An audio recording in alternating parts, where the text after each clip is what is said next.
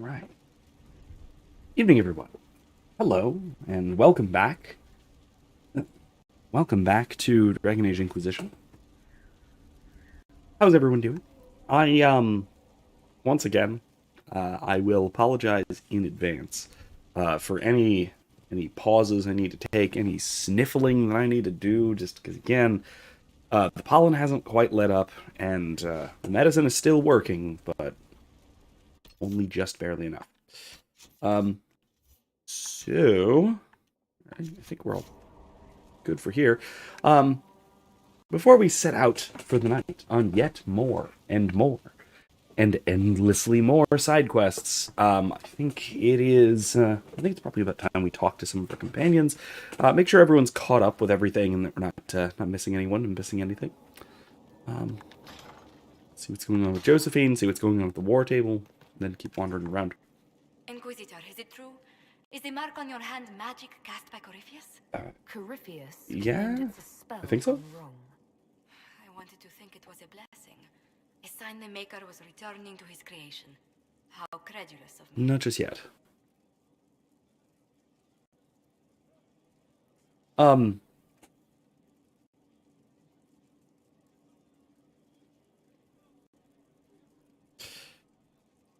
So I could realistically say either of these things, and this actually gets into some of the more really interesting theological aspects of Dragon Age. Um, in general, Inquisition especially, because it really does. Inquisition really does dive into the issue of the Maker and who and what the Maker is, and the Maker's relationship to what he has made. Um, and so I'm torn between pointing out that it might be the Maker's will, and then also the Maker isn't of this world. Both of those are very importantly true, and are just really saying two aspects of something very similar. Um, if we point out that it may still be the Maker's will, part of what that is pointing out is a distinction between different forms of causality. That the Maker, just a name here for God, basically, same conceptual principle as the Christian idea of God in a monotheistic sense. Um, that there are two layers of causality. There's primary causality, which is God's causality of things in the world, which is very real and without which nothing would be, nothing would act and change or anything. And then we also have secondary causality, um, which is creaturely causality, the things that we cause. Both of these layers of causality are active in the very same things, are causally responsible for the very same things. Um, and so this is the way that divine providence works. So something can be the will of the Maker and yet still be an artifact of magic. If it was done in accordance with the Maker's will, and it is part of that fine, delicate dance of providence, leading things along to the correct result, let's say, then what we have is something that is both a magical accident, something that Corypheus did to Sable here, but also the will of the Maker, and it is something that is leading us on towards an ultimate end, an ultimate destiny, put forward by the Maker, all without interfering with anyone's causal powers, all without interfering with anyone's will, anything like this.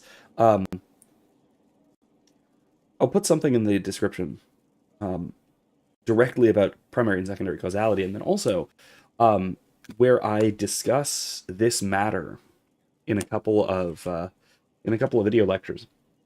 Um, Coming up soon in my class, actually, is going to be something on where we go through Anselm's philosophical dialogues, where he's concerned with a lot of things, but most notably, especially for this purpose, is how divine will and human will interact, or at least divine will and creaturely will, because he's more concerned with angels than human beings, at least for the sake of the thought experiment. Um, and this is part of how that interaction is set to work. that actions, everything, is entirely imputed to both God and to man. There's no competition between the two. This relates to something I was talking about, I think it was last week as well. Near the end of two streams ago, I guess. Talking about the non-competitiveness of God's causality. But at the same time, the Maker being otherworldly means that this is not, strictly speaking, it being something like understandable magic means that it is not, strictly speaking, supernatural. Now, it may have been caused supernaturally if it was the direct causal, the primary and secondary causality of the Maker. That would be a miracle. But we don't ordinarily, I don't think that is the case. Right? We wouldn't, properly speaking, we wouldn't consider magic in this world to be supernatural. It is part of the natural forces of the world. It's just that those laws of nature are different from our own. And similarly, we wouldn't call ghosts and spirits in our world supernatural, strictly speaking, because they are proper to the natures of the things involved, like angelic interventions, angelic activity is not supernatural. It's natural. It's just of natures. It's the business of natures that are above our own. So I think I'm gonna go with it might still be the Maker's will and see exactly how much of this that they actually wind up discussing. I'm guessing very little, but we'll see.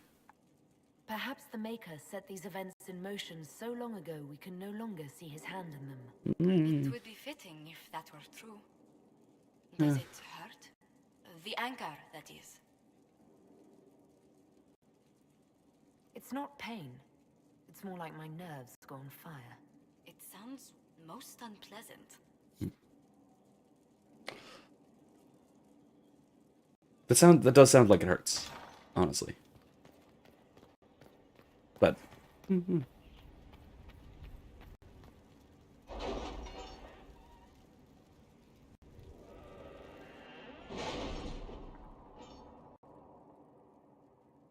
my gosh.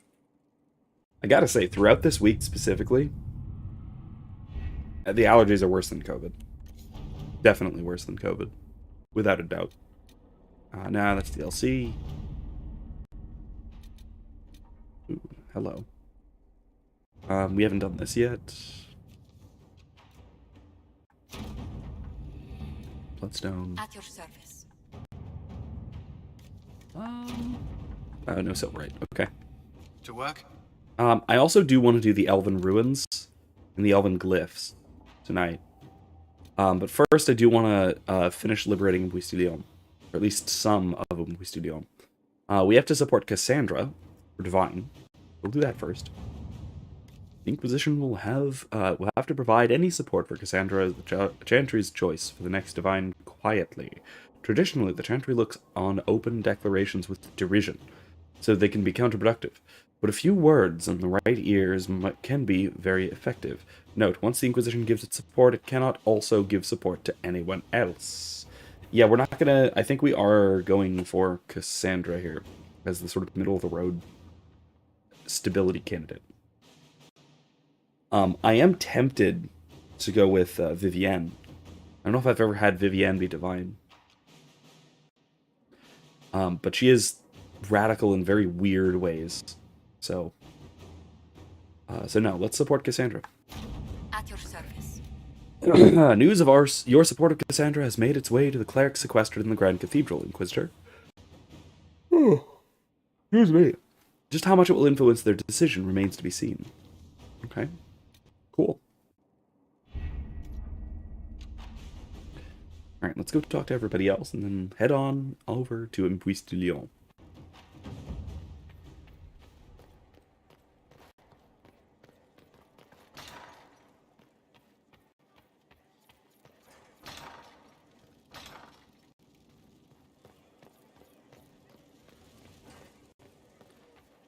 Alright, how's Varric doing?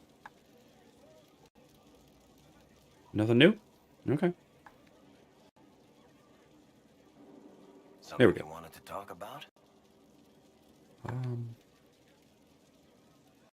Ah, this is new. Hey, Kevin. How's it going? Good to hear from you. Tell me the truth, Varric. Do you actually think I was sent by Andraste? Shit. This is going to be awkward. I guess I do. Either you're guided by the hand of some higher power, or you have the worst luck. I wouldn't have pegged you as an Andrastian. It's a great story. It's got heroism, love, betrayal, and random musical numbers. What's not to like? I don't have a nug in this race. It could be bullshit, it could be true. I'll never know. But I like the idea that maybe you could save the world with a song. That's fantastic. That is a very bardish religion. Okay.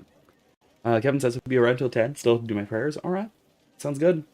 Um, I the narrative aspect of religion is one of those things that I really think that we don't give enough credit to in evangelism or in kind of in apologetics, but more in evangelism generally. Because I think the fact that the gospel and in general the revelation throughout the Old and New Testaments is a good story should really give us more. Should really tell us. Should make us more prone to take it seriously. It's the true myth, like Tolkien was so famously told C.S. Lewis. And this is why I've identified, I've pointed here and there to the Christ story showing up as our sort of archetypal hero, which is very different from the ancient myths. Sorry. My go-to example of this has been Thor in the MCU. In the first Thor movie, Thor does not save the world like Thor would in the Edis, like at all. It's unrecognizable to an ancient pagan. He's basically a Christ type in the film, in that one at least, in the MCU one. He dies and is reborn, comes to Earth as in coming to Earth, he relinquishes his life, and so gains the power to save those he loves. It is through dying that he is victorious. It's the Christus Victor model, which I mean we wouldn't see in the ancient myths, like really at all. I'm even going to I'm maybe getting ahead of myself announcing this because I have other videos I need to do first, but and like for class, I mean I need to do them first. But I would really like to at some point make a video arguing that that Disney's Hercules, the one from the 90s, the animated one, does the same thing. That it represents a kind of, and this started off as something I was just kind of joking about, but the more I looked at it, the more serious I got. That it kind of represents the Christian type of hero overcoming the classical pagan hero, because the journey of Hercules in the movie version is very much the Christian hero's journey. Whereas the pagan hero, the role of the pagan hero is fulfilled far more closely by Hades. And we know who wins in the end in the movie. You can see it as kind of a Christian type of story overcoming the traditional pagan type of story, and you can even see it in, for example, in the fact that Phil failed to train all of these previous heroes who did their heroism in the traditional classical Greek way, and then Hercules suddenly gains victory through defeat in a way that really hasn't happened before. And that's how he finally won. Even when Phil thought he had lost, it was all was lost, and that whole thing. It's a great movie, and I do think there's a lot of really great Christian symbolism there, even if it was unintentional. Just because, again, it's so ingrained in our culture, so deeply ingrained in our culture, that even when we try to tell pagan stories, we wind up just telling the Christ story all over again. Really cool. I love it.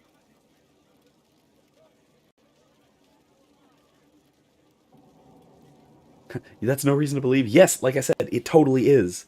The fact that the religion tells a good narrative is a great reason to believe. So yeah, could be both. Could be both really bad luck and also sign from God. Yeah. Let's be realistic. It could be both. You've got a point. Look at all the shit that's happened to you. You were saved from the explosion that leveled a mountaintop and fell out of the Fade. You traveled through time, faced down one of the ancient magisters who started the Blights, had a mountain fall on you, and lived. Single-handedly saved the Orlesian Empire. One of those things would be impossible. All of them together? That's a miracle. Yeah. I'm starting to see your point. Just try to warn me before falling into the Fade again, would you? I hate that place.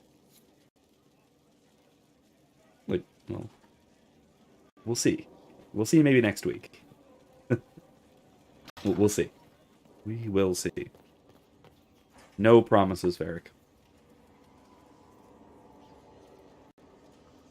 Hmm? We must stop the Wardens from carrying out this insane plan, Inquisitor. To seek out these old gods deliberately in some bizarre attempt to preempt the Blight.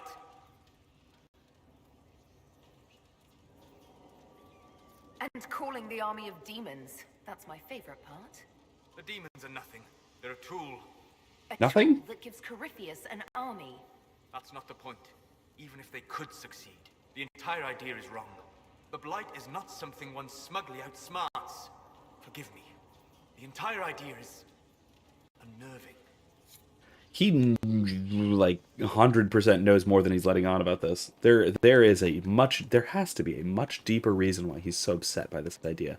And as much speculation as there has been in the fandom, no one quite exactly knows why he's so mad about that. Seems you have Alexius serving the mages. There's some justice in that after what he did to them. Maybe one day you'll realize it. No, we've already gotten a bunch of lordoms, so we're good. I should go. We're good for Dorian. Try not to kill anyone without me. Yeah, sorry, I probably will. It doesn't surprise me you found the Wardens mixed up in all this.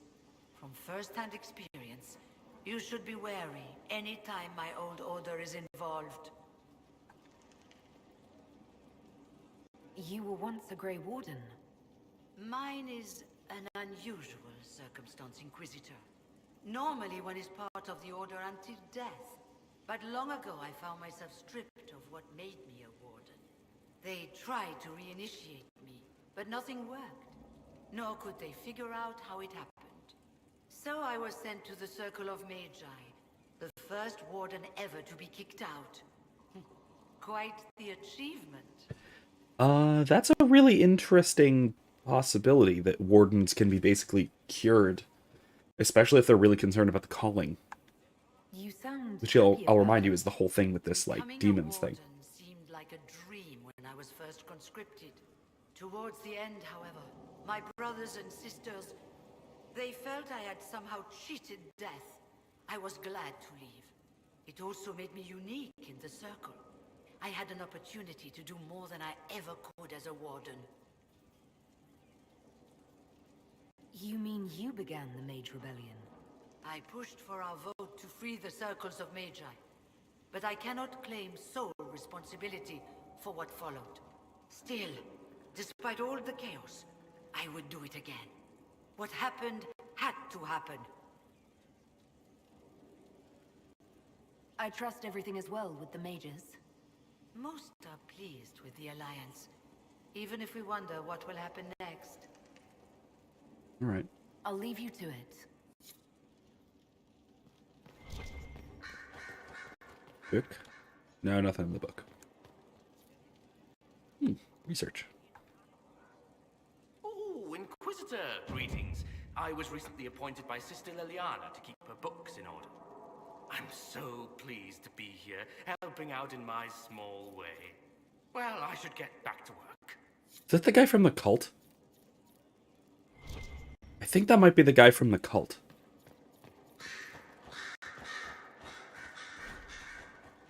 Oh, yeah, her nugs are doing fine. So it's true. Some look to Cassandra or even me as Justinia's successor. I never thought the idea would gain momentum. Of course, with the other candidates out of the picture...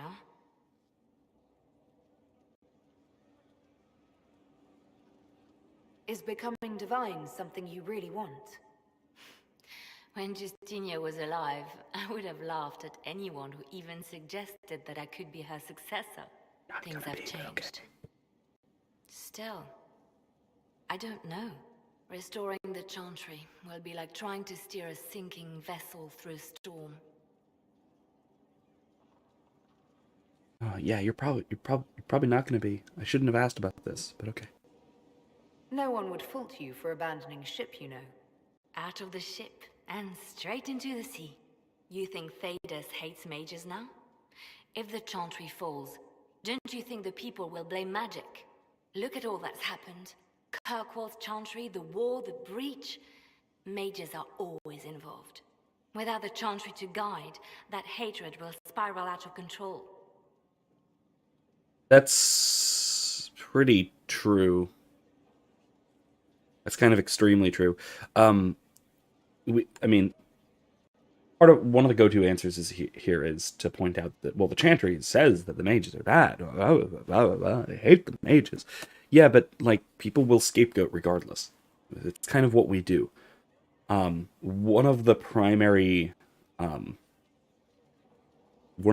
sins in human society, one of the primary social sins, is scapegoating.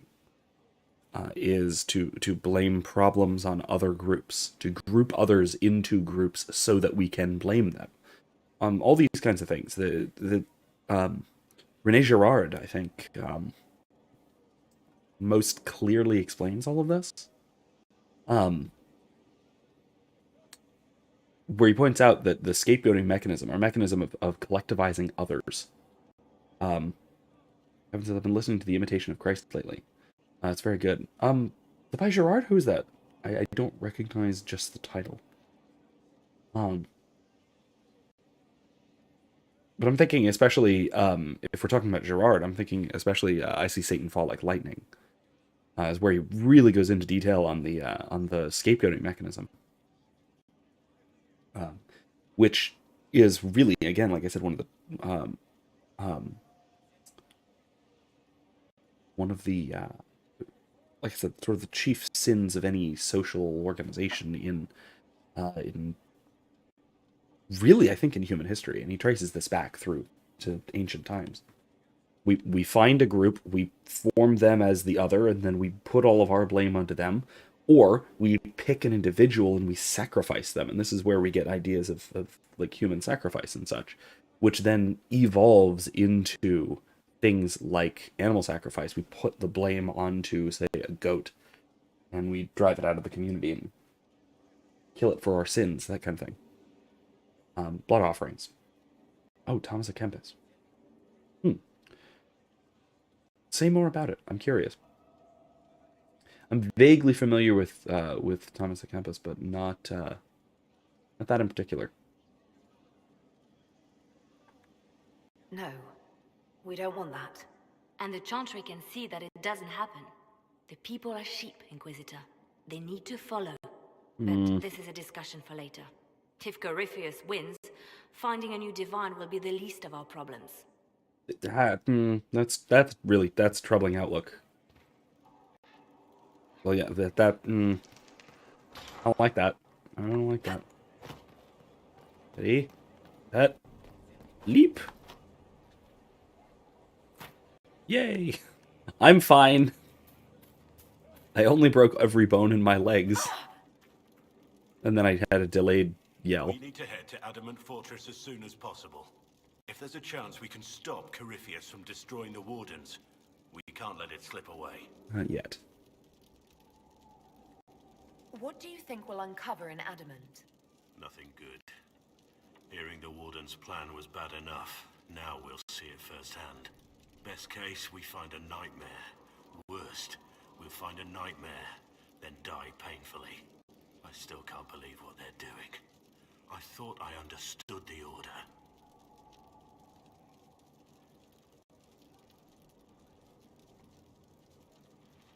How much do you know about Corypheus? Not much. I always thought the stories of Magisters corrupting the Golden City were just that. Stories. I didn't expect them to be true, and I certainly didn't expect to find one of them still alive. I mean, we found another one still alive in Awakening. Let's discuss something else. No, that's it. Nothing right now. Perhaps in a bit. Kevin says it's supposedly one of the great spiritual classics. It's a lot about moral formation, sanctification of motives and desires, etc. You have to admit, Nice. it looks bad. It looks like a lot of things, except what you're thinking. It's obvious Alam Shirak was almost lost to that elf. She used the Corypheus threat to clear a road to power. And just trusted the forces would show up before the entire... For the most part, I don't really...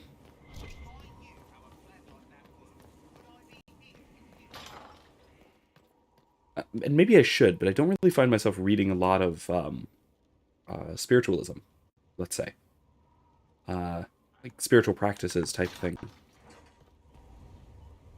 For the most part, I go with what spiritual practices there are in sort of liturgical life, broadly speaking. And then beyond that, for Lent, I've taken up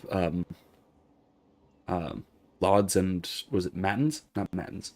The nighttime prayer. Of the Liturgy of the Hours, but beyond that, I stick to liturgy. I'm uncreative that way. Maybe I should get. Well, I'm picking up the Liturgy of the Hours for Lent, so that's one thing at a time. There you are. Were you waiting for me? Yes. No, the one after Vespers, isn't it? No. Compline. That's it. Vespers is evening. Compline is night.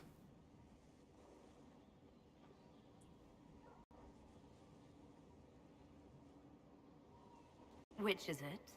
There's something I wanted to ask you. We have some dealings in Ferelden. I was hoping you might accompany me. When you can spare the time, of course. Is something wrong? What? No. I would rather explain there, if you wish to go. Oh. Yes. I believe there's time now. I will make the necessary arrangements.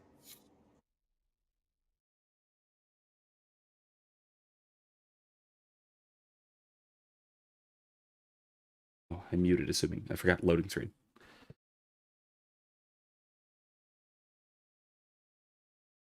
And for the departed, the light shall lead her safely through the paths of this world and into the next. For she who trusts in the Maker, fire is her water. As the moth sees light and goes toward flame, she would see fire and go towards light. The veil holds no uncertainty for her, and she will know no fear of death. For the Maker shall be her beacon and her shield, her foundation and her sword. I love that. Long screen. I got it. It's all ready. It's right. It's right there, just in case. And so I actually started it more as a curiosity, and it drew me in. I heard people from various perspectives in the faith talk about it and give it a shot. Cool. Still loading.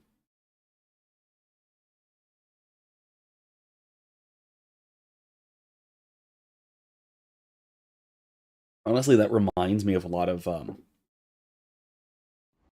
come back to it. Where are we? You walk into danger every day. I wanted to take you away from that, if only for a moment. I grew up not far from here. This place was always quiet.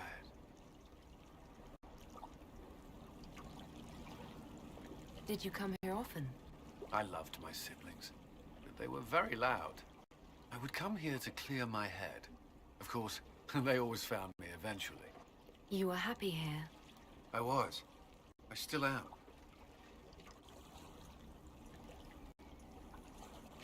It's beautiful. The last time I was here was the day I left for Templar training. My brother gave me this. It just happened to be in his pocket, but he said it was for luck. Templars are not supposed to carry such things. Our faith should see us through.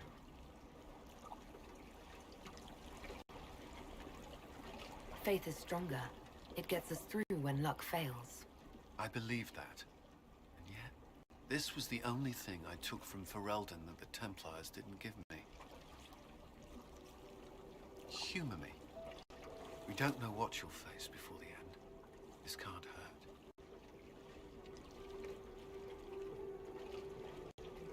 I'll keep it safe. Good. I know it's foolish, but I'm glad. Aww. And I didn't even need the bonk screen yet.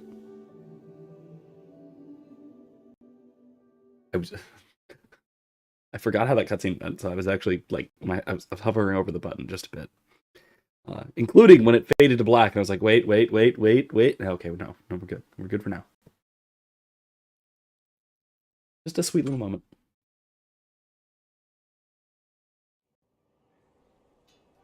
All right, Kevin says, I'm also sticking to my 5 chapters of scripture a day. That's a good bit, which I found challenging at times. So I take that as a sign that it's potentially and helpful, penitential and helpful against selfishness. Erica, no. No. They're not going to do it on the dock, and they're not going to get splinters in the butt. See, they didn't. They're good. They're good Chantry devotees. For now. Planning troop movements now.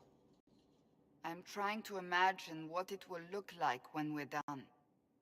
All of this once belonged to the Tevinter Imperium.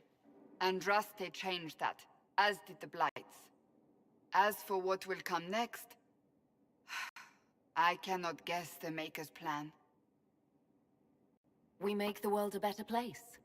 Because everyone agrees on what better means. I know I want a world where people trust the Chantry and that trust is respected. I want to respect tradition, but not fear change. I want to right past wrongs, but not avenge them. And I have no idea if my wanting these things makes any of them right. Yeah, admirable goals. Let's also point out, though, that this reminds me a great deal, especially that initial statement of, since when do people all want the same things? Or since when is, what was it exactly? I forget. Since when is doing the right thing such a simple thing, or something that everyone knows in common?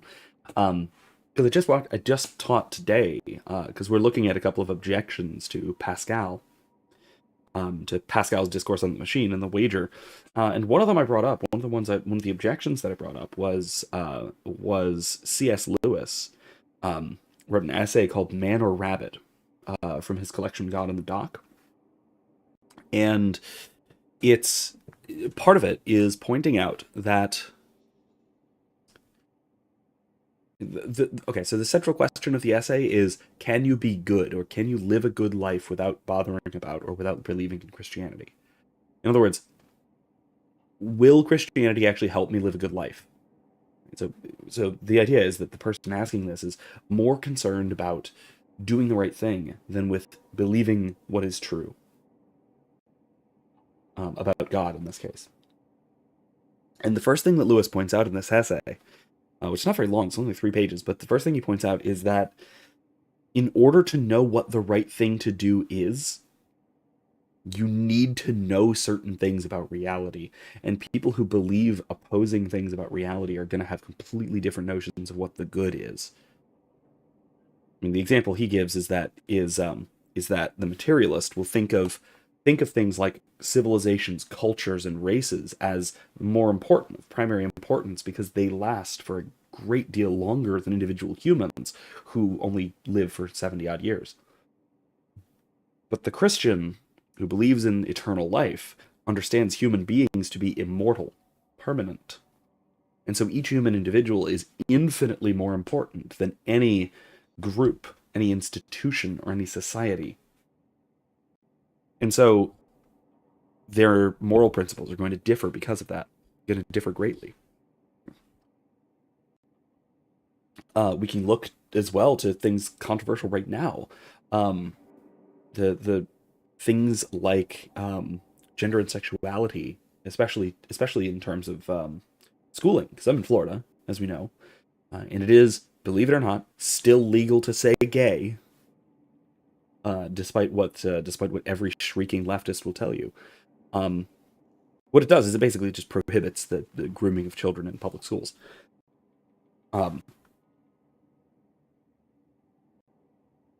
Excuse me. Well, what it does is, so the question becomes, what are we actually doing by prohibiting, let's say, the teaching of gender ideology and the teaching of sexual orientation to children or even to young adults, if we were to do that for young adults as well. On the one hand, there are those who believe that sexual orientation is innate and immutable. It's an intrinsic, essential characteristic. And so to not teach about that is to suppress who someone is. Whereas we believe that those things are very mutable. They are determined by a combination, perhaps, of things like development, neurology, choice, and external factors, often trauma. And also, notably, education. This is very easily noted by the fact that there are significantly more people who identify as LGBTQ+ now than there ever have been in history. Part of the reason for that is because the concept was invented very recently. And another part of the reason is because the concept was promulgated even more recently. It's also notable that there is a graph that you can trace a graph. There's a very clear curve that younger people are exponentially more likely to identify as some deviant sexuality than older people. The younger you are, the more likely you are to identify as non-straight, basically. I wonder why. We know why.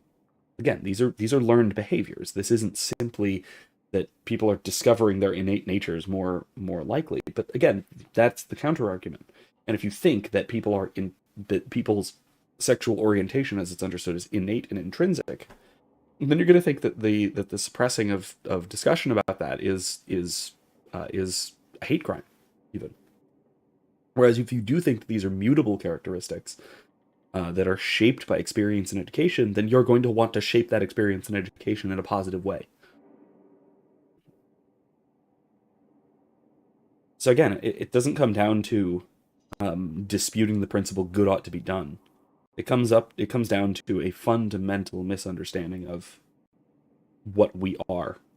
And again, I'll just point back to my recent video from earlier this week on David Hume.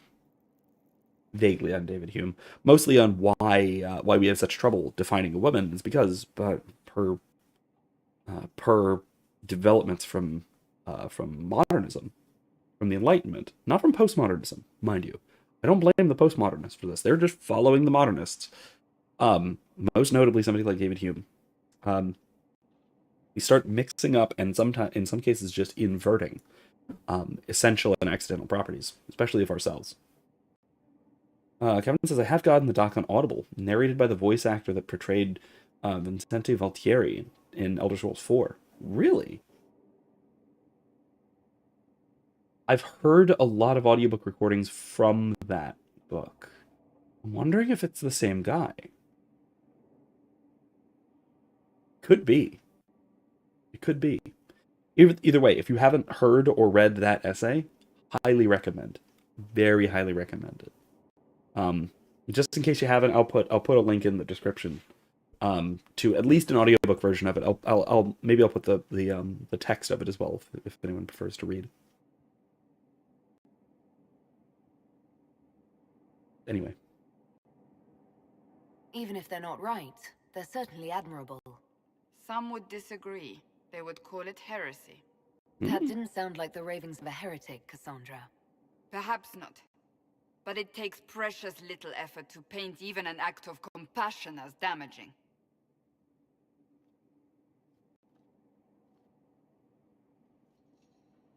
Tell me, what guides you? You make decisions that shake the world, yet always seem so assured. I wish I had your confidence. You almost sound like you admire me. I absolutely do. I may not That's always a heck of agree a with your change. decisions, but how many could do what you have done? You were a prisoner, accused and reviled, yet you've emerged from every trial victorious. The Maker's grace does not make you immortal. You live or die by your own hand. That is worthy of admiration. Again, I've noted this before, and this is as good a time as any to note it again, that this trend that she is very clearly pointing to and correctly pointing to, I take as very, very clear evidence of the Maker's hand at work here. This is a providential story. This story is not about Sable or the Inquisition. This story is about the Maker.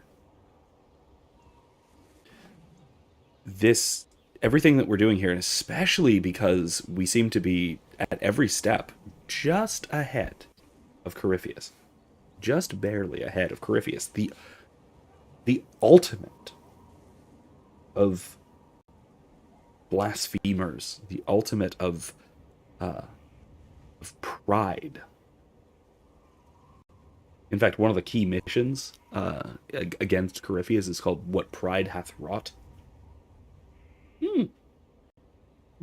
Pertinent. In any case, though, right? It's I think this is again very clearly providential. So much of this is very clearly providential,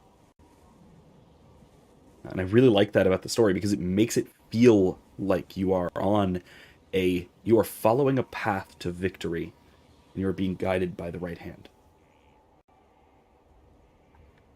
I'm guided by what my conscience tells me. Your conscience must speak more clearly than mine. I doubt it, but I do my best. Think of it. Like Andraste long ago, once again the fate of Thedas will be determined by a woman. It makes me proud to know you.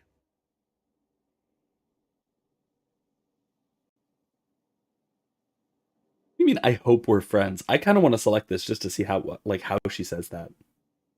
Also, I gotta say, the whole girl power moment thing is a little out of place in Thedas. Because, especially with respect to magic, men and women are perfectly equal. Either can be mages, and therefore either can have magical ability and magical power. And then further, while men are probably more often kings than women are queens and empresses, it's not extreme. It's not to a great degree. And then you also have the incredible ecclesiastical authority that women hold in the chantry. So yeah, I don't know. This seems a little weird. This is one of those points where it's very clearly real world politics sneaking itself in. For the first time since Andraste. No, what? No. Every divine for 800 years has been a woman. What are you talking about? A third of the rulers of Orlais have been women. Come on. The real power behind the throne in Ferelden is currently a woman. Yeah, you got King Alistair, but he's an idiot. It's Queen Honora who's the real power behind the throne. Or power on the throne. She's the queen. So, I hope we can call each other friends. I hope so too. We still have a long road to travel, Inquisitor. It was a Wherever little it weird takes and us, awkward. I'm glad you're here.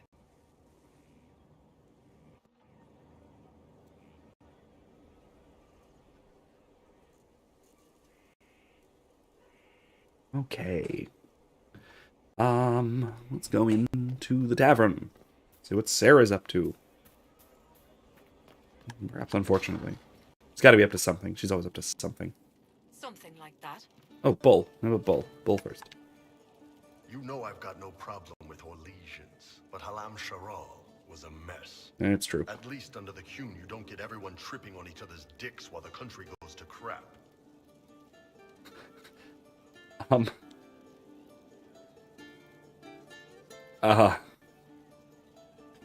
Corypheus had agents sowing dissent and muddying the waters. That's just it. Tripping on each other's dicks. Vulnerable.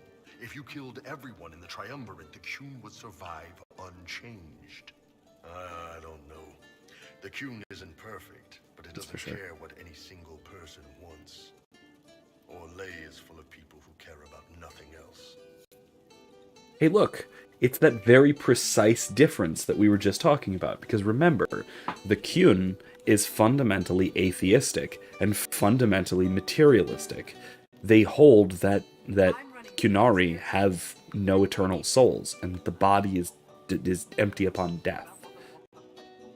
And therefore, don't care about individuals even slightly. Whereas the Chantry are individualists who hold that the soul survives death, goes through the fade to meet the Maker.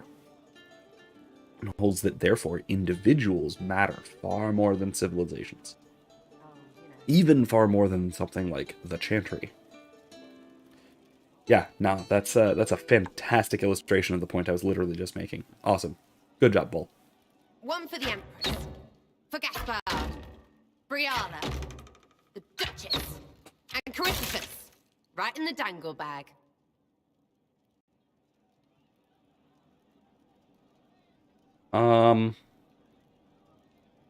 So I want to know whether she has drawn them on the door and just shot Corypheus in the dangle bag. All right, you're clearly annoyed. What can I do? You're doing fine. It's the dead piled up in Halam Sharal that's nagging at me. A cook here, a footman there. What's it matter, right? So long as there's a book for the throne. A pretty one, sure. But how many lives are worth one empress's arse? Ugh, that place. Should have just thrown in some bees and slammed the doors. One, yes, dangle bag. I agree. Great term. Two, I get where she's coming from. At least with respect to the very little care that gets paid to little people, to the unimportant people. The servants. Which is very, to be fair, contrary to what I was just saying. Yeah, I get where she's coming from. Although I don't get where she's coming from with respect to everyone thinking Celine is hot. Isn't she like 70? I get the impression that she's like 70, and like very obviously so. I don't know. Maybe I'm misjudging, but partially it's the gigantic dress, the big headdress, and the giant mask that completely obscures basically everything about her. So maybe, I don't know. And that would accomplish what exactly? Stinging around the face and neck? Can't assassinate empresses if your eyes swell shut. I don't know. But I'm just trying to get this junk out of my head. These people, they're the worst. Ugh, you know the most important thing I got out of all of that mess? The one thing. Don't sleep with empresses. That's what that was all about. That, and Briala being an idiot. The whole thing would have gone different if that little piss-up wasn't in the middle.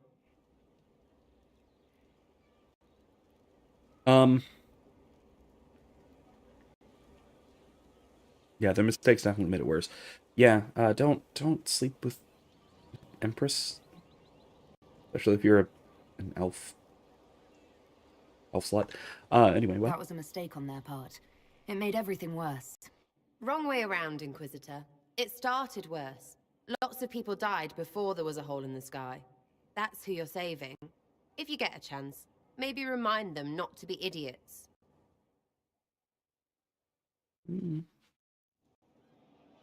All right.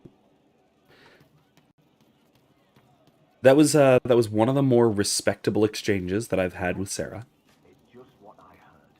Micah, I hope it's not me. I didn't understand the. Aside from Danglebag. It would have been easier if they said what they wanted. That would have made everything much simpler. The colors were pretty, though. Yeah. Hey guys, communication is key to basically everything.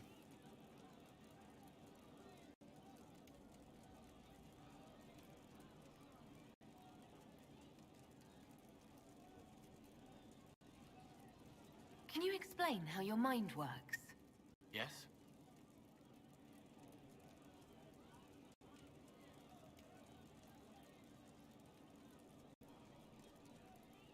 Walk me through the way you help someone. I start by listening.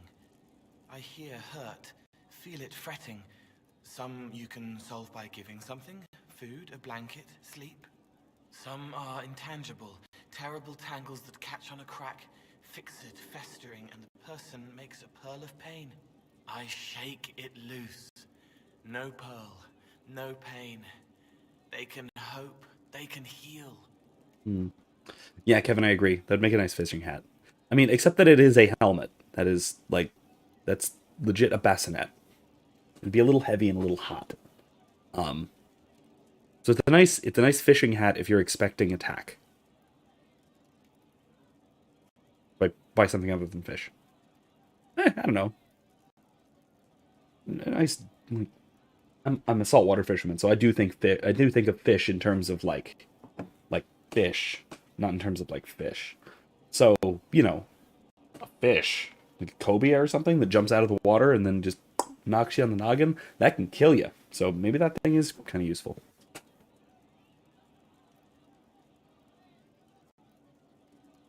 Sometimes you say things that relate to other members of the Inquisition. They remember me. Their eyes stick, some more. They want me to be. Varric is quiet inside. He pulls me more to hear, makes me a person, calls me kid, a friend. Solus, bright and sad, observes and accepts. Spirit self, seeing the soul, Solus, but somehow sorrows. What do you sense when you focus on me? You're too bright. Like counting birds against the sun. The mark makes you more, but past it, war and weariness, blood and battle. Life learning to lead, clash, kill. And past that, the weight of all on you. All the hopes you carry, fears you fight. You are theirs. It must be very hard. I hope I help. Okay, Kevin, you didn't see the top clearly. It says it might be helpful against the Asian carp here. You have injuries, and a few deaths. Really? Oh yeah, no, that's okay. I've heard pretty nasty horror stories about carp. Not as much as I think it's a kind of carp. The really big, like silvery scaly ones in Alaska. Those bastards will just leap and they'll sink a boat. We have what are they called? Tarpon around here. I've never fished for tarpon.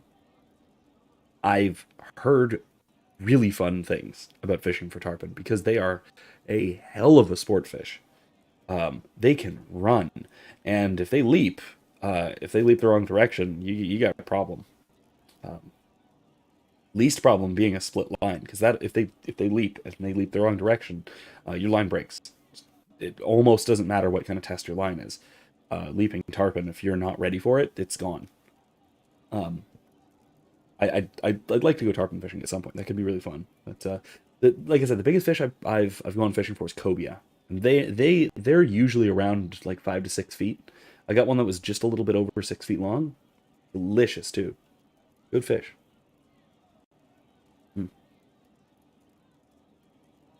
And sharks. We do shark fishing down here too. Even little ones. Usually I catch and release them because they're cute. But yeah. So this actually does become a big thing for Solus's personal quest as well. Oh, they are. Oh, silver carp. Okay, they jump out of the water in huge numbers and often into boats. Fish missiles. Jesus. Yeah, I thought I remembered seeing like an episode of River Monsters or something about those. But yeah, they this thing here with Cole being sort of pulled by Varric more towards humanity and pulled by Solus more towards spirituality, is becomes a real significant part of his sort of personal quest. You wind up having to make a decision. I always lean more towards humanity, and we'll look at that when it comes. Excuse me, when we get to it. Evan, I know you gotta go soon. On a piece of advice. I have a new video coming out tomorrow or Saturday. It is about D&D and medieval cosmology. What do you think would be better, tomorrow or wait till Saturday? It's all ready. I just haven't posted it yet. I need to decide when would be the time for posting this. Anybody else here, feel free to chime in as well. But, yeah, either way, that is like I said, all done, and I'm about ready. Oh, your 10 o'clock. I thought you meant my 10 o'clock. Either way, regardless, question still stands. Yeah, I've got a great. I've got what I hope is a pretty great video coming out, because I really love the cosmology in Forgotten Realms and D&D, and I was really struck, especially by how, despite serious differences that I also kind of explained to some degree, how much it resembles a medieval scholastic cosmology in a lot of really interesting ways. It must be sad feeling everyone's pain all the time. Why? Isn't it? No. I help. I find wounds and heal them. I salve, soothe, save. I see pain and make it better. How could I not be happy? I'll talk to you later. How do you know? Because I plan to. Okay, so two things that are about that. One, I love that outlook. The fact of terrible suffering isn't so bad a thing, in part because you can make it better, and the making of it better is something joyful. Is it Stroud or is that Hawke? Oh, it's Stroud. Where's Hawke? I thought Hawke would be here too. I do want to talk to Stroud. But the other part about that, oh gosh, that how do you know I'll see you soon? Because we human beings have this really cool power to predict the future with absolute certainty, because we can choose parts of the future, and so we determine parts of the future, and so we have this really neat power to predict our parts of the future right now. It's pretty cool. How may I serve? Oh, hey, that's about Dalen. Clarel is Warden Commander. I thought that the hero Ferelden led the Wardens. There is more than one Warden Commander. Each oversees a region, most often a single nation. Look at that stash. The man you speak of was Warden Commander of Ferelden. He disappeared some time ago. It is possible he joined the rest of the Wardens, though I cannot say for certain. We'll talk later. I think we wind up finding a little bit more out about Dalen, the hero Ferelden, our main character from Origins. But I don't think we find out that much more. There's still a great deal that remains mysterious. Templar Tower.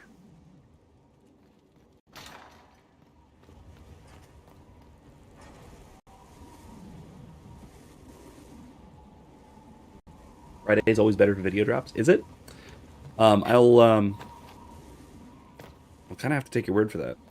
I don't know the stats on those things. Foul and corrupt are they who have taken his gift. I should, if I do this even the least bit professionally, I really should look into that kind of thing more.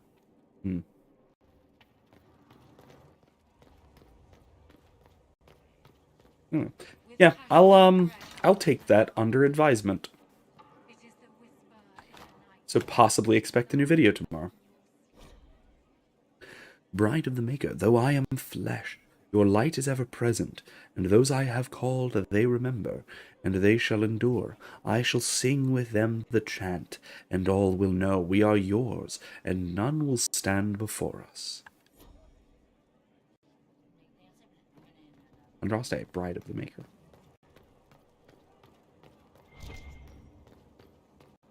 Sin, despairing that they are lost forever. But the one who repents, who has faith unshaken by the darkness of the world. It is the Okay. in the night. The lie in the Maker's I am glory at your gracious. service. She shall know the peace of the Maker's benediction. No, As not you new. were. Of course, Inquisitor. What about Morrigan? And this lad. Look at this fine lad. I wonder who this fine lad is.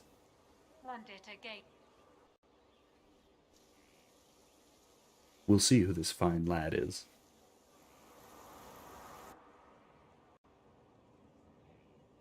You're the Inquisitor. Mm-hmm. I thought you'd be scarier. Mother said you were scary. Why would your mother say such a thing? Because people fear the next stage if it comes too soon. Kieran, are you bothering the Inquisitor?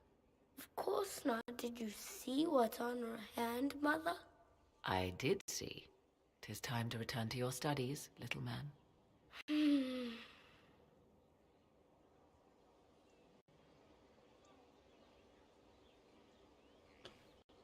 Speaking of Dalen. My son. Never where you expect him to be, naturally. Evan says, a lot of the channels I'm sub to do Friday drops on special content that appear to get much views. I think it's a YouTube iteration of Limbaugh's Open Line Friday that was really popular. It might be a good idea. I might have to start thinking in those terms. I didn't know you had a son. Why would you? I take great pains to not let my own reputation affect him in any way. To most in the Imperial Court, he's simply a quiet and well-spoken lad. Perhaps the heir of some distant family. But he goes where I go. Worry not, Inquisitor. Kieran is a curious boy, but seldom troublesome. Will his father be joining us as well? 'Twould be most unlikely. His father helped raise Kieran for a time, but events have conspired to take him elsewhere. So 'tis but the two of us, Inquisitor. Your fortress is a large place, and you will scarce notice our presence. Oh. So, if you recall, Kieran's father is Dalen, our player character. And Kieran possesses within him the soul of... was Dumat? No. The Dragon of Beauty, the old god. The,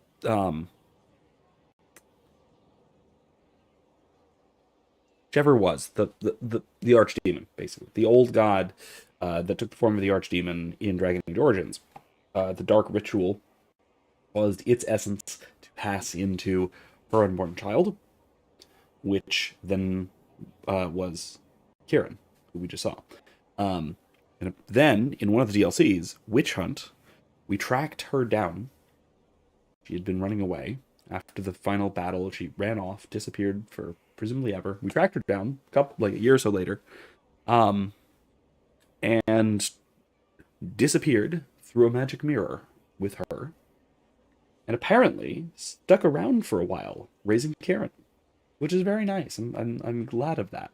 I've never, like I've said, I've never done this particular playthrough before with this particular world state where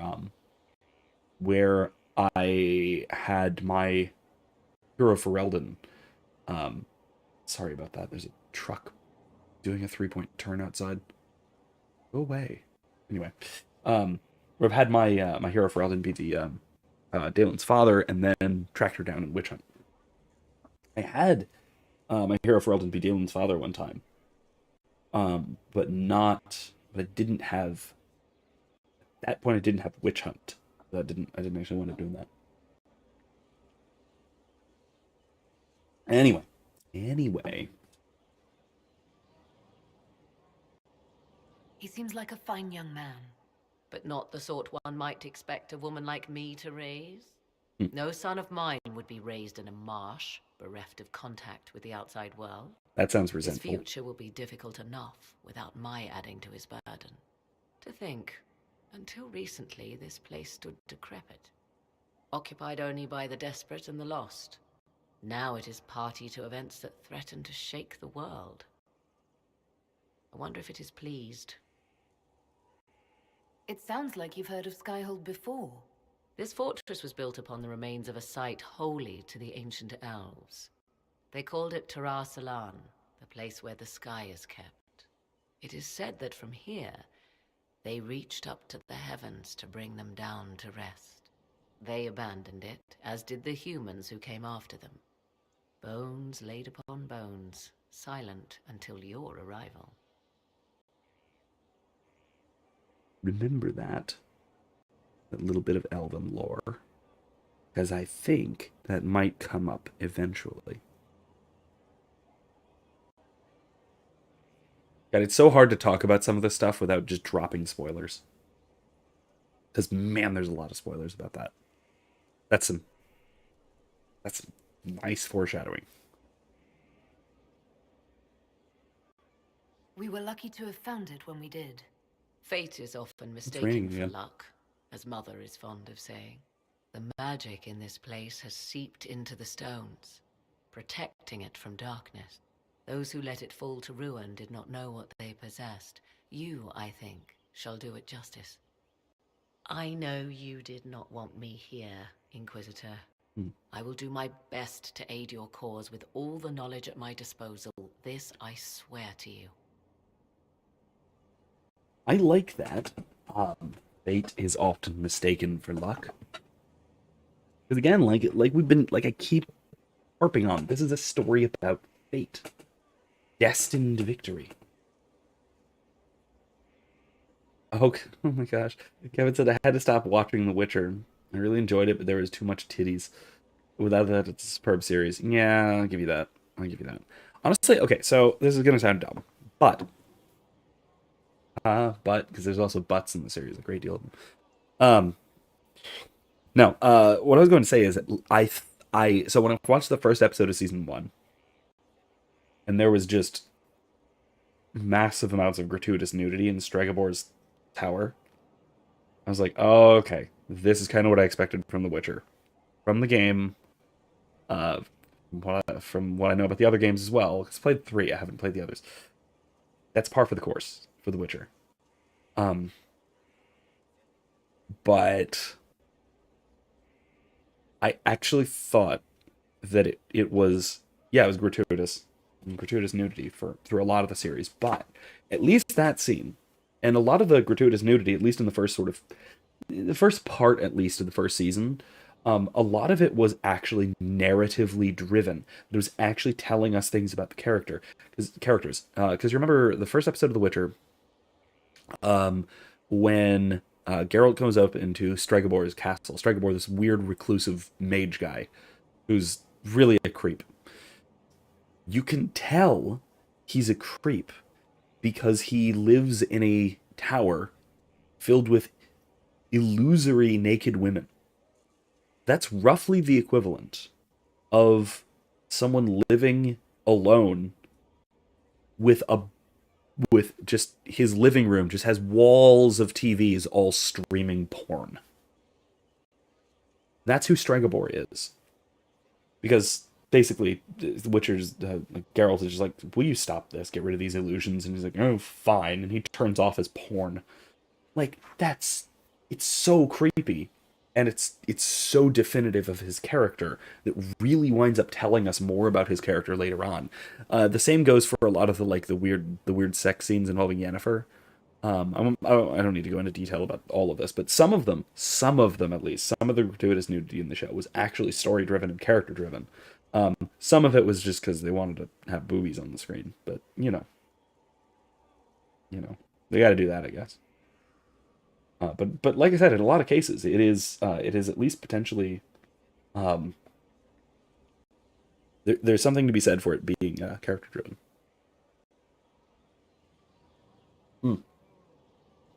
Unlike in the games in a lot of cases. Like there's a sequence in The Witcher 3 where now, okay, I'm gonna make a caveat here in case you're not familiar with the game. As a way of making what I'm about to say slightly less disturbing, Ciri is significantly older in the game than she is in the show. Okay? Okay, significantly older. A lot, like 10 years older, okay? Just to keep this in mind with what I'm about to say. Do not think of this as Ciri the way that she is in the show, because just don't do that. Okay? There's an entire sequence that you can play as Ciri walking around completely naked. For no real reason. Just because you decided not to pick up a towel.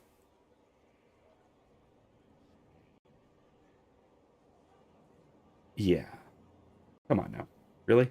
Really?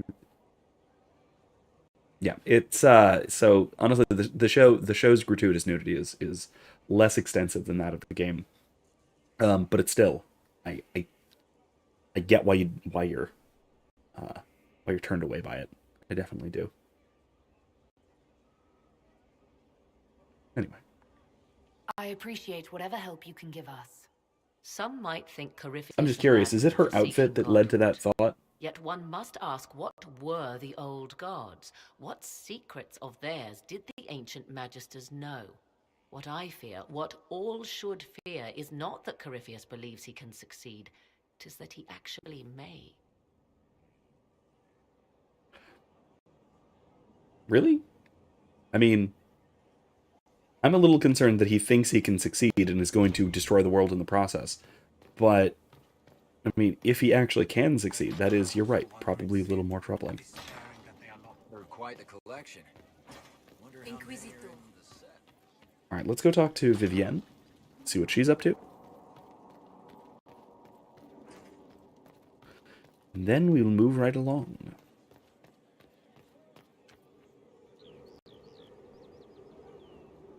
My dear, I'm afraid I must ask you for help. Okay. There is an alchemical formula that I must complete, but I have been unable to obtain a critical ingredient. The heart of a snowy wyvern. I had arranged to obtain one, but the chevaliers working with me were killed in the Civil War.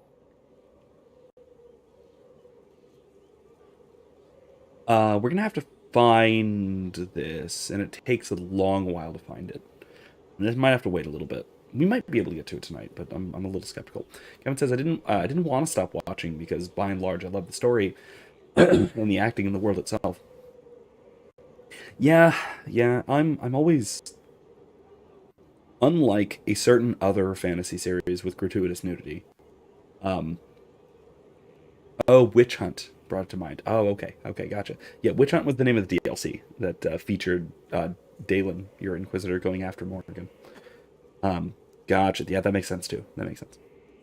But yeah, unlike a certain other relatively recent fantasy series that was well known for gratuitous nudity, The Witcher in general still has a really good story and pretty good world. The world building isn't great in the show. I don't think they do enough of a good job visually differentiating the different peoples and the different places. Like, the architecture is very samey, and the outfits and the fashion is also very samey. So that's kind of a downside. I do, like I said, though, I do really like the story, especially... Now, I will say, okay, so about Season 2.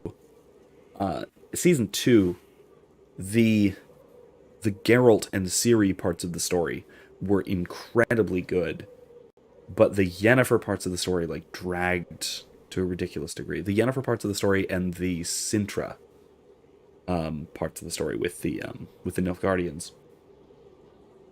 Those parts really dragged. They weren't nearly as interesting. They also got incredibly darker I'm not going to spoil anything in case anyone does want to watch. It gets horrifically dark near the end. I didn't know you were an alchemist, Vivian. What exactly is this project you're working on? It is a special request from a member of the Council of Heralds. I am still the Imperial Court Enchanter, after all. The matter is private. That is all there is to say. You want me to risk my life to get this thing for you, but you won't tell me what it's for. My dear, it is hardly proper for me to blab the secrets of those who put trust in my discretion. I would do no less for you, after all. Okay, I do actually believe that. If I'm going to hunt down a snowy wyvern, I need you to tell me everything you know about it. They're quite rare and exceedingly dangerous. Their venom is the most potent of any wyvern. Ordinary hunters would not make the attempt. The risk is too great. You, my dear, would certainly be an equal to this monster. I mean, this is a dumb question given what I just said, what you just said, but This beast is not hunted for sport, as other wyverns sometimes are. It is far more deadly. In the past, chevaliers have been dispatched to either kill the creatures or drive them away from villages. Since my chevaliers have fallen to political conflict, I find myself in need of someone with a martial aptitude. I love how she just has chevaliers. Or Legion nobility, man. I'll do what I can. Thank you, my dear. I would be most grateful. Okay, cool. I shall give the location of its lair to Cullen. Remember, my dear, I must have its heart, or the potion will not work. I eagerly await your success. Okay. So, from the Exalted Plains, we plop. I'm wondering, should we just do this?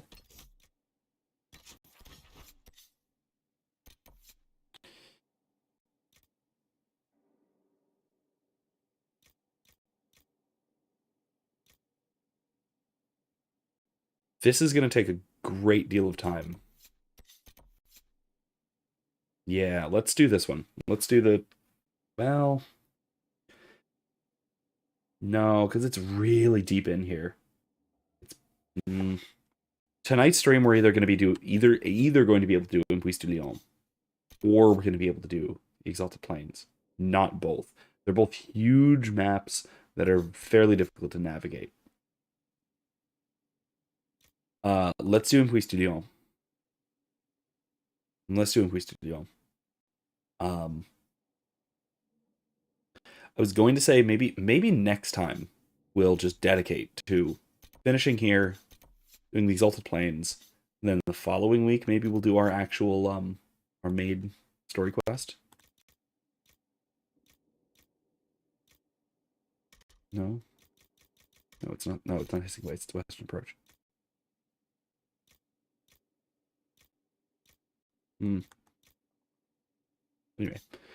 Anyway, but yeah, let's go Impuis du Lion. Memories of the Gray. Yeah, that means we need to take Blackwall. Take back the lion. Let's do that one first.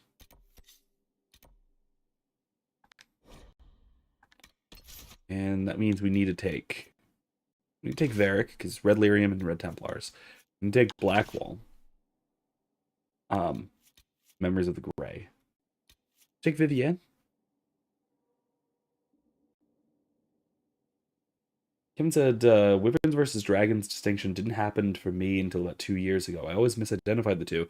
Erica said, I had the Dragonology book when I was 8. I know my stuff like an expert. I actually have both books in Saoirse's closet. So when she's older, I'm going to break them out for her. Very nice. I look forward to that. We haven't brought Dorian in a while. Have we? No, we have. Let's bring Vivienne. Let's bring Vivienne.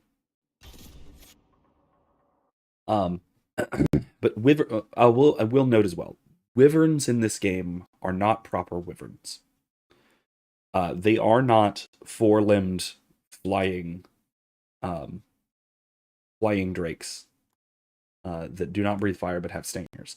They have stingers, but they also spit venom No, they don't have stingers. They don't. Their venom comes from their bites and their spitting. And they have 4 legs, but they're on the ground. They just have frills. They have like reptilian frills. So yeah, the wyverns in this game are not proper wyverns, let's say.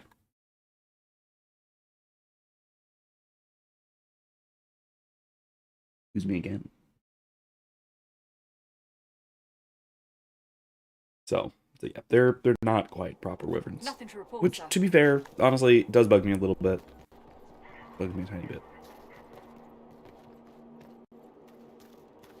Right, let's go.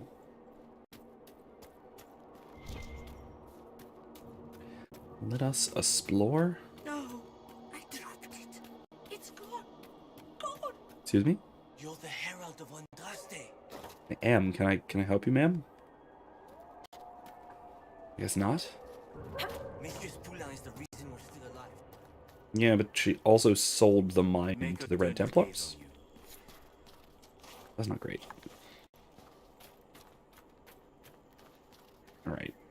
That is a lot of red lyrium. And the just sort of distortions in the air are not a good sign, really, at all.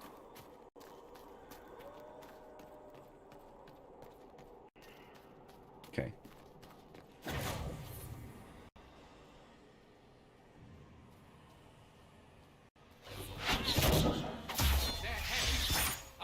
Oh, really?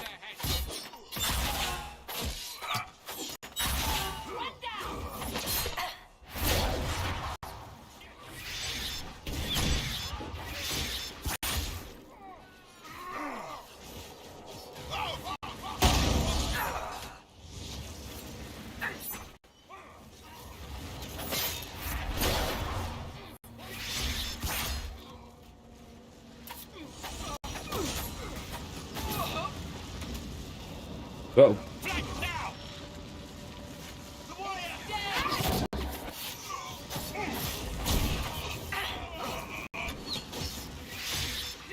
There we go. That's all of them. Yeah, I think we took care of them. Man, these are some high-class materials here.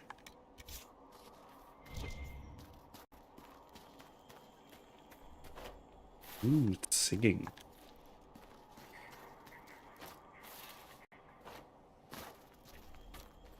Oh yeah, you can definitely hear the song.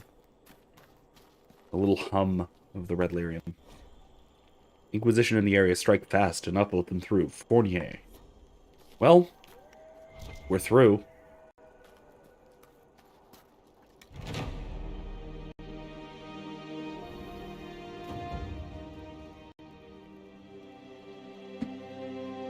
Well done.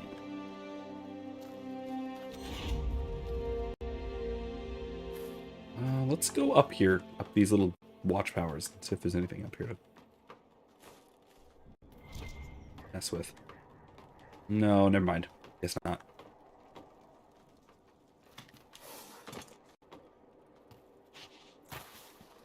Okay. Yeah, never mind. Not gonna bother with those. I am gonna go where? Through there. Logging stand. How do I get to that? Market. Oh, and they smashed all the red lyrium too. Nice. Nicely done. Oh, there it is. Cool.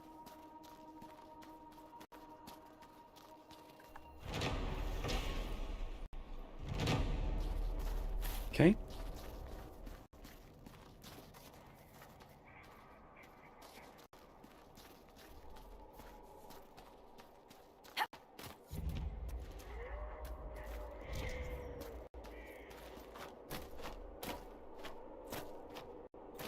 I get the feeling I'm not supposed to be up here. No. No. There's nothing for me up here.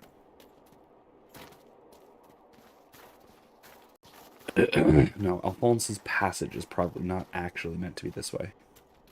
I'm guessing that's underneath there.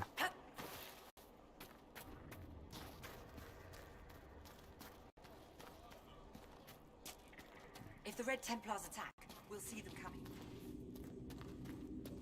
red lyrium growth so warm? I'd rather be cold than touch that stuff. Yeah?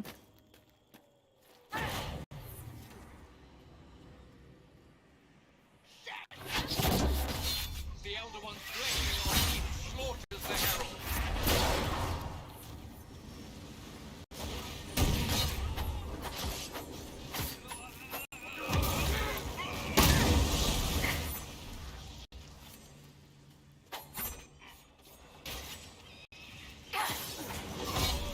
Here we go.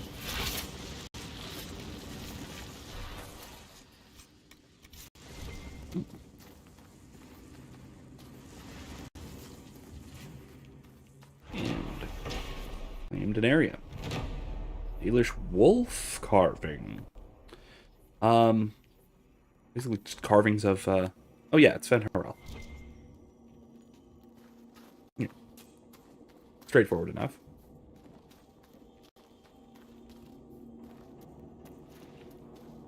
Dawnstone. Wait. There's two... Is there a split way I can go here? No, that just goes around. Okay. Wait, is it? No, that's just a way around. Okay. Is it? Yeah, okay. Making sure, not missing anything. Oh my god. Yeah, Eric is... if you got nothing else to talk about, how about that Curse of Strahd game, huh? Yeah, our Wednesday night Curse of Strahd game is going... the direction Curse of Strahd games very often go.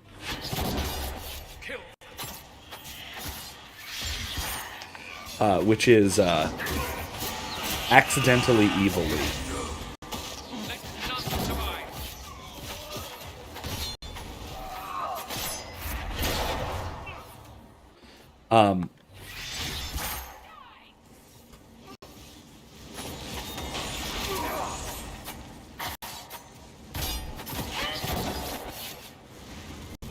So I mentioned and complained last week that we got through. There's a major dungeon. In Curse of Strahd, and we got through last week's session, or 2 weeks ago, I guess, because we missed last week. But last session we got through literally one room of this massive dungeon. Don't touch my pyramid. Shut up.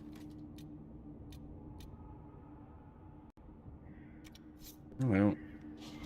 Gonna touch the pyramid? School sword and shield, and knives, and staff. What's the deal with this?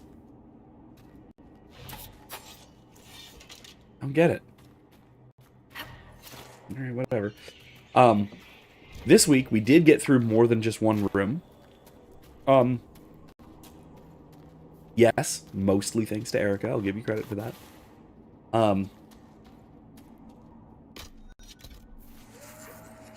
But also, in the process, the wizard made a deal with not one, not two, but 3 not technically devils.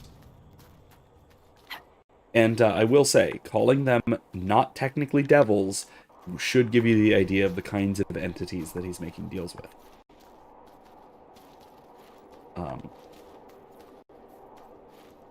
If you want the technical term, I think I can tell you, without it really spoiling anything for Curse of Strahd.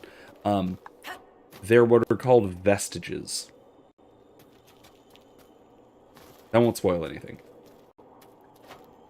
Just know that it is a really nasty, evil-sounding name for nasty, evil-sounding entities, who offered great power for your quest. Do you accept this gift? And of course he said, yes, I very happily accept these gifts. Whatever the price may be, it must be worth it, because you're a trustworthy strange entity from inside a glowing sarcophagus. Anyway, yeah, no, it was sketchy. I tried to depict it as a little bit sketchy.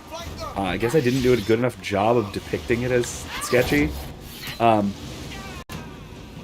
because he was just like totally on board, grabbed all three. All three that were currently available at the time. Ooh, nice. Alright.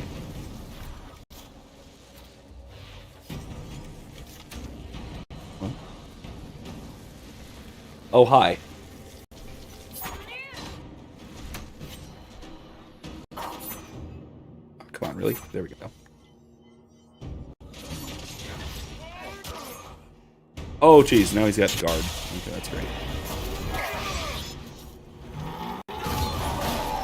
Ow!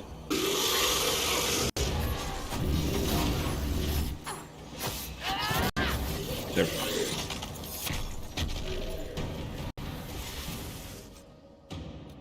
Dormant red lyrium. Alright. I can level up everyone but me, so I'm gonna do that real quick. So yeah, it is kind of what you would expect from Curse of Strahd, where the primary danger is not just dying horribly, it's giving in to temptation to doing terrible evil. So yeah.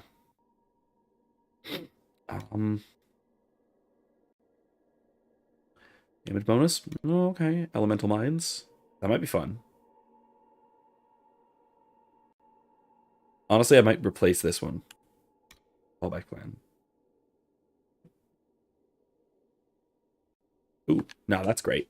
Never mind, that's great. That's the thing. Eventually, I am going to do that. Go up this side, though, because that's pretty nice. All right, Black Wall. Let's do his super specialty.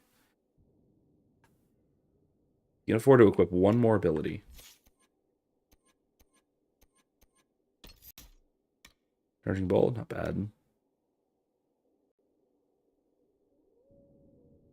Do extra damage.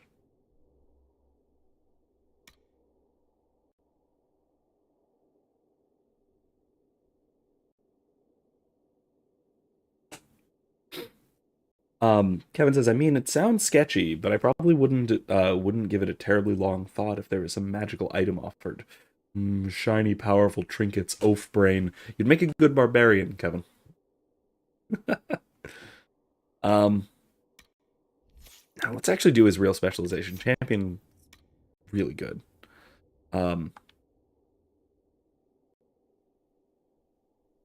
Yeah, like, let it last forever. I like this. And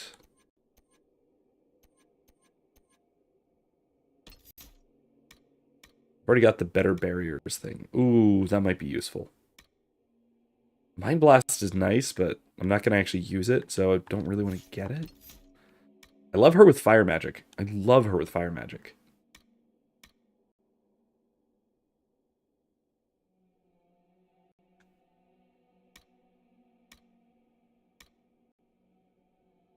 Slowed to a stop over the course of several seconds. Take damage. Oh. Stasis Lock might be good. Do like more fire, though. What's this? Chaotic Focus. You can cast a fire spell. The spell consumes half of your current barrier. No.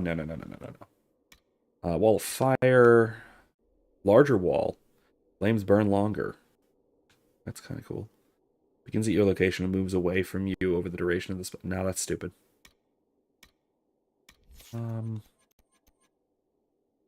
Barrier. I need stuff to increase my barrier, but I also need this stuff.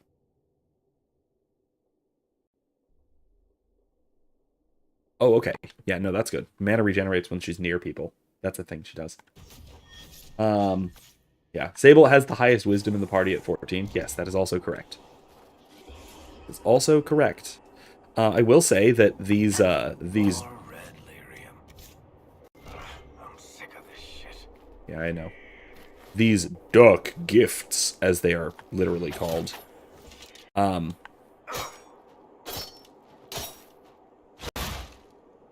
Does he have a shield bash? That shield? No, that's shield wall.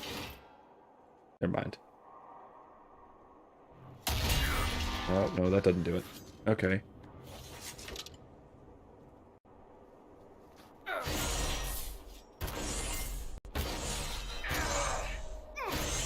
Never mind. That does nothing. I shall be happy to return to civilization again. No? Okay. I can't break these stupid things.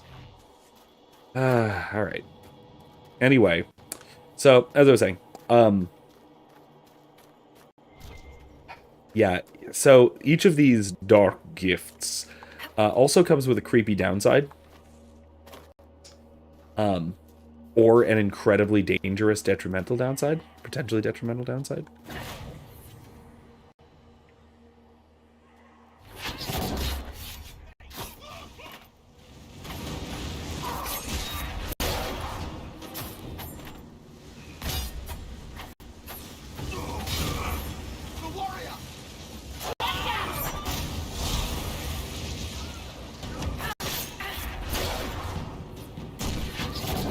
Really?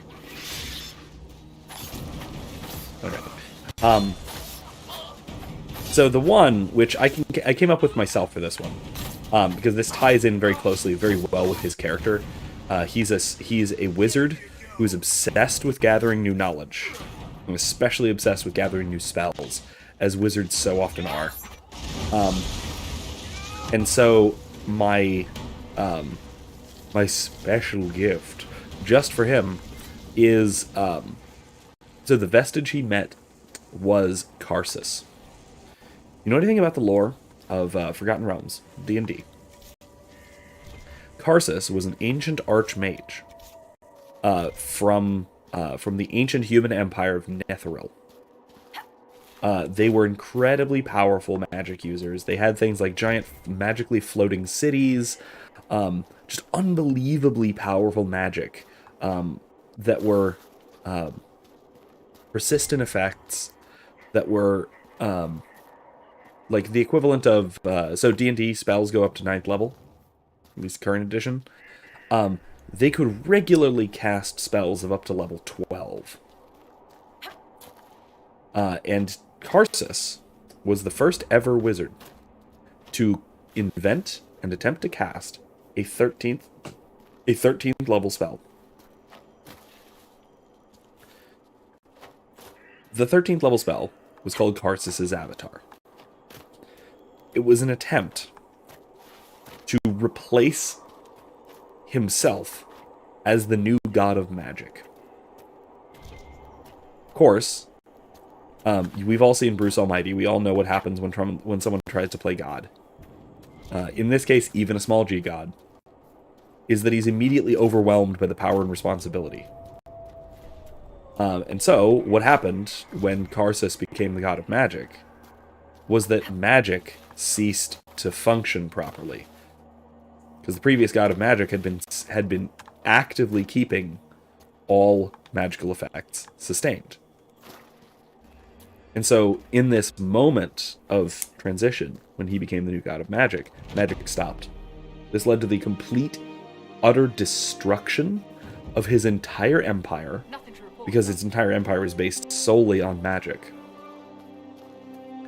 And then further, not just the complete destruction of his empire, but he was basically struck down by his own power, and became this mass of stone. And this is where our wizard finds him, trapped. And so Karsus, this ancient archmage, grants our dear wizard increased magical power.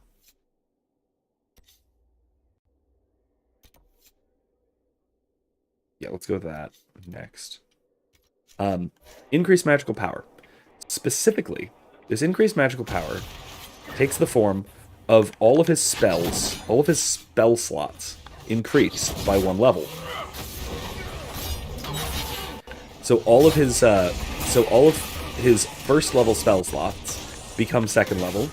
All of the 2nd level become 3rd, 4th become 5th, 6th become 7th, etc.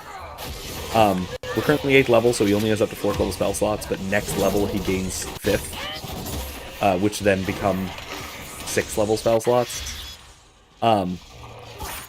The dangerous part of this, and the only downside to this gift, the only downside at all to this gift, is that the current God of Magic still has a ban on 10th level spells. Anyone who tries to cast a 10th level spell will be immediately stopped and will basically share Karsus's fate. And so, once he hits 17th level and gains access to 10th level spell slots and decides that he's going to use one, this terrible idea, as soon as he starts using one of these 10th level spell slots, he will immediately draw the full wrath of the God of Magic.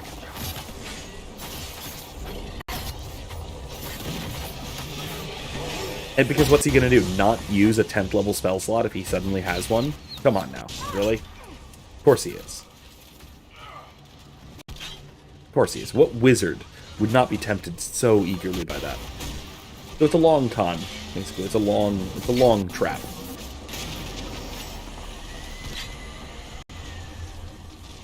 I'm very proud of that particular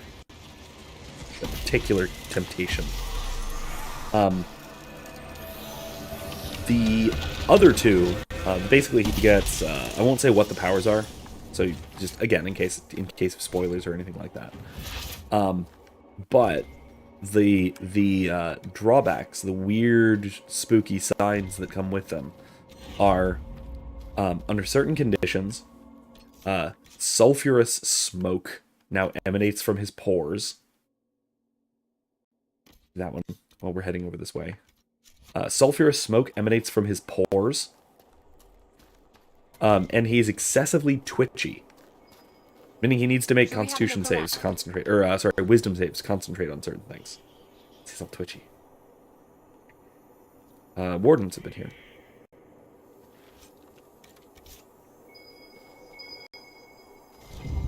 There we go. Got it. What's this?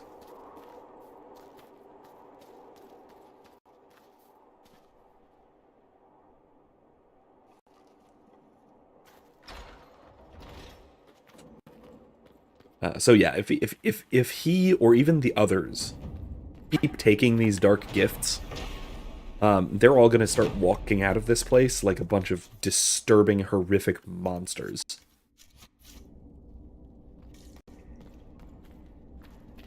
So that'll be fun. Oh look, I'm dead.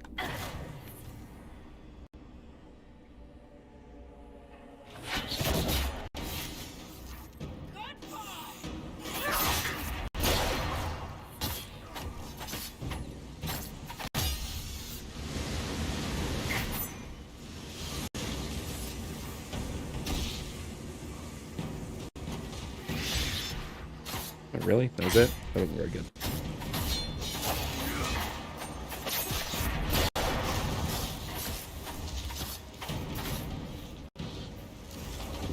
Okay.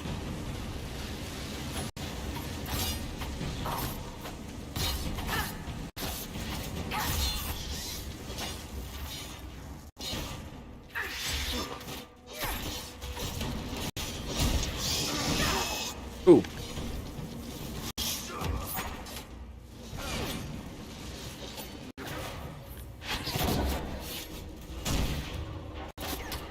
Ah!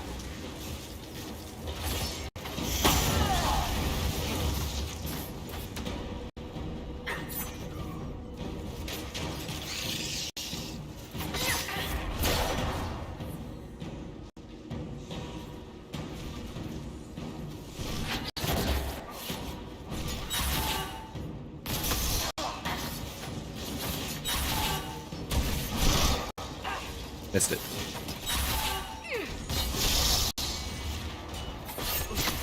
At least he telegraphs his swings.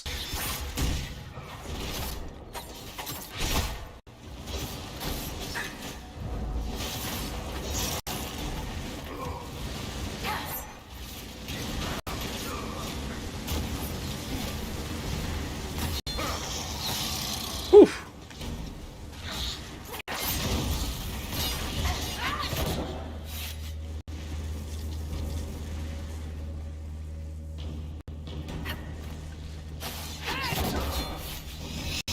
Okay. That was awful. Oops. Wrong button. That was quite the fight. Eric says, we also two-rounded one of the major threats in the dungeon because we're all glass cannons. Yeah, pretty much the whole party is a bunch of glass cannons, which is kind of a problem, but it's also a solution. Yeah, I was actually pretty impressed. He didn't even get a chance to teleport away from you guys because he could do that. You guys got him before it got back around to his initiative on the second round. So, some kind of Grey Warden stuff around here somewhere. What is this? Is this Door of Blackness? It's creepy. I don't like it. Drinky drinky. These are very warden-y looking things.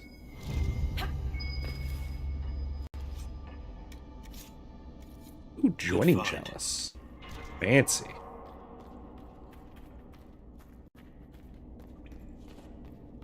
Yeah, the fact he doesn't have legendary actions is a shame. Yeah, I maybe should have given him legendary actions, honestly. Now that I think about it, I should have.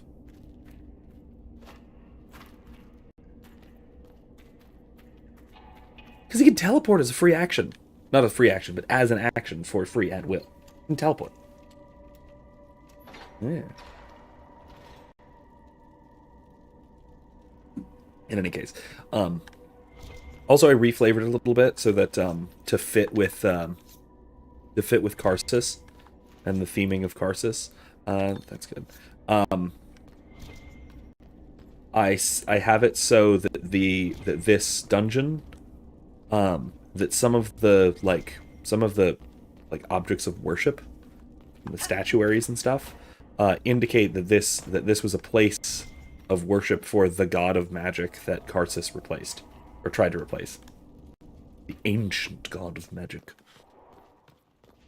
There have been several gods of magic in D&D. Rewarded diaries. They've broken through. The last time we had any trouble here, it was during the Blight. The records say someone reported hearing scrambling. They investigated, but found no danger. After the Archdemon was killed, we got complacent. We might need to destroy all of the Bastion to keep them back. There aren't enough of us left to man the post. If there's a raid, we might not stand. They could get out, attack the town.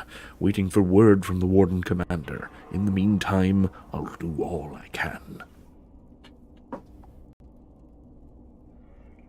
Yeah, actually, yeah, pretty much. Erica says every time there's an addition change, Mystra died. Did she die between 4 and 5?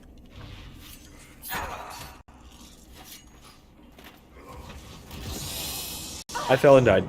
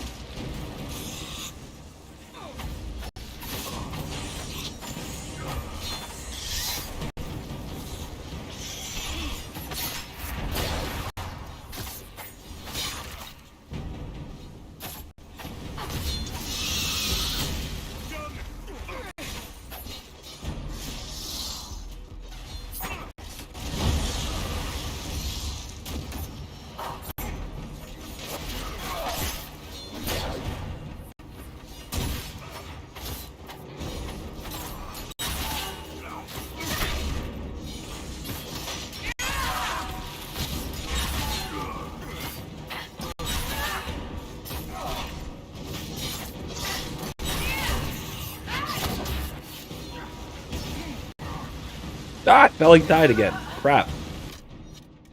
Idiot. Okay.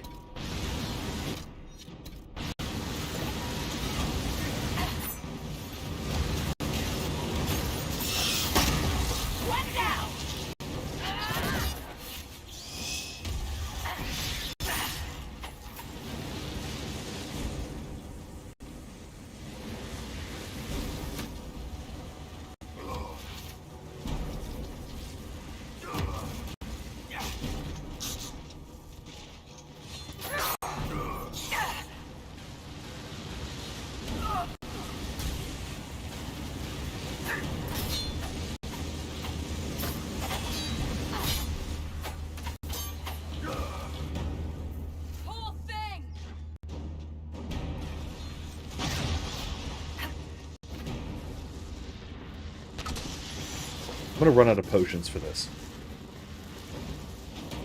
Yeah, that was the sundering. Time of troubles between 3.5 and 4, and then 4.5, and then 4 to 5. Yeah, okay. Don't do it again.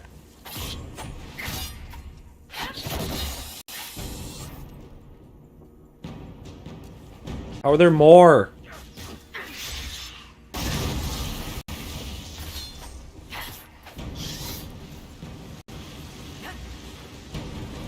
Why are there so many of these stupid things?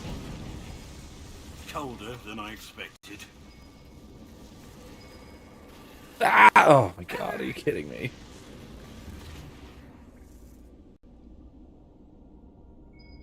Yeah. Honestly, that really does just sort of mark the transition between editions, doesn't it?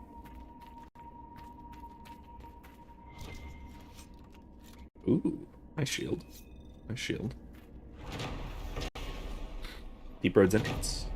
Oh, I need to seal this, huh? Okay, Vivienne, do your thing.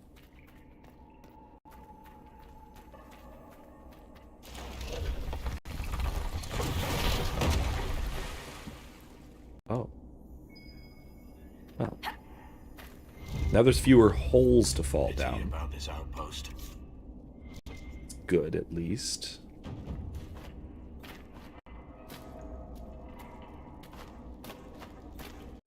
Anyway. But yeah, no, that is right. Yeah, typically the change between editions is marked by huge cataclysmic events, which usually involve the god of magic either dying or being replaced or both. So, you know, D&D is fun like that. And like I said, I do have a video coming out, I think tomorrow. I think I'll publish it tomorrow on the sort of cosmology of D&D. At least the cosmology of the Forgotten Realms, which is the primary setting in 5th edition. There are other settings that are currently in use, but the Forgotten Realms gets by far the most attention. That one. Let's check that on the way.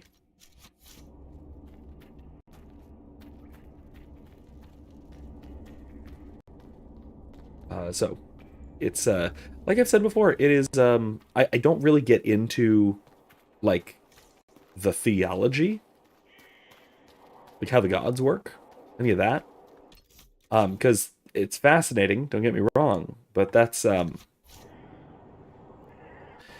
less of my interest for comparisons to, you know, medieval thought, to the stuff that I actually personally know some things about.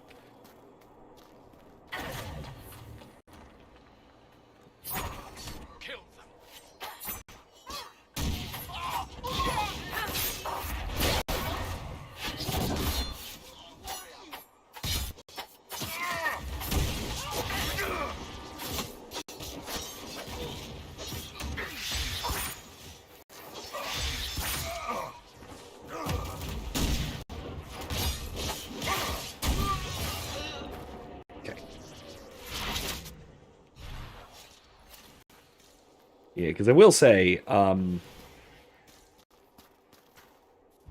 polytheistic theology and the symbolism, even the symbolism behind polytheism, is not really my expertise. It's not the kind of thing I know a ton about. So, my my commentary on it would be fairly limited, I think. Now I can talk about the lore because I know enough about the lore.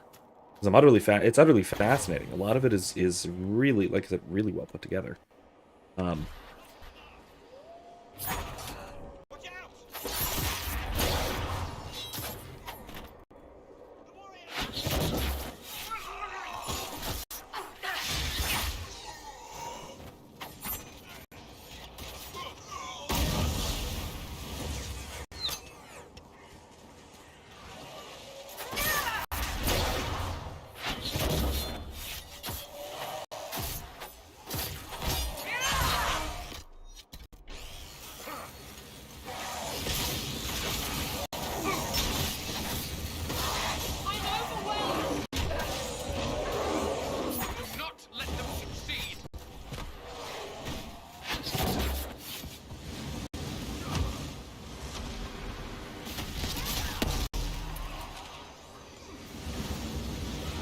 There we go. That helped.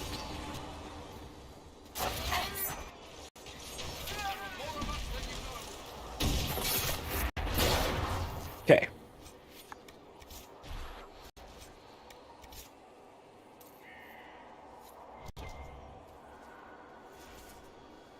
Anyway.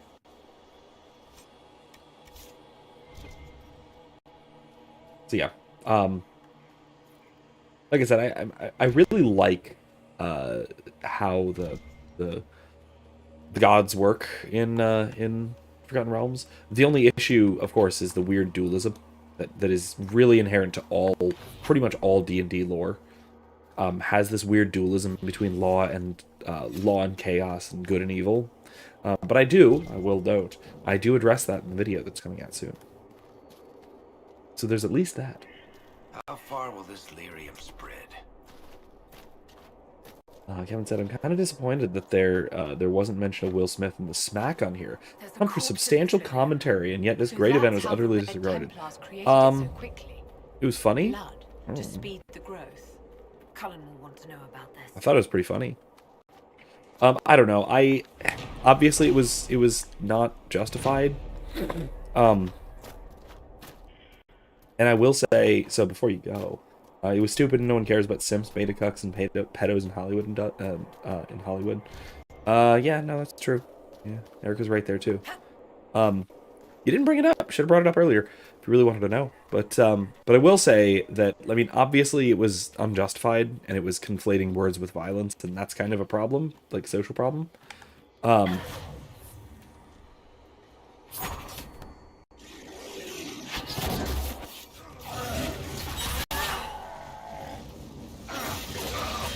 But beyond that, I also will point out that, like a lot of people on, broadly speaking, the left, it demonstrates that somebody like Will Smith was very, very ready to escalate to violence, but definitely was not ready to escalate to effective violence. It's the same thing we were seeing with the whole like BLM riots last summer. In the summer of love. Yeah, sure. There's a lot of people being violent, but most of it was ineffective violence and property crime.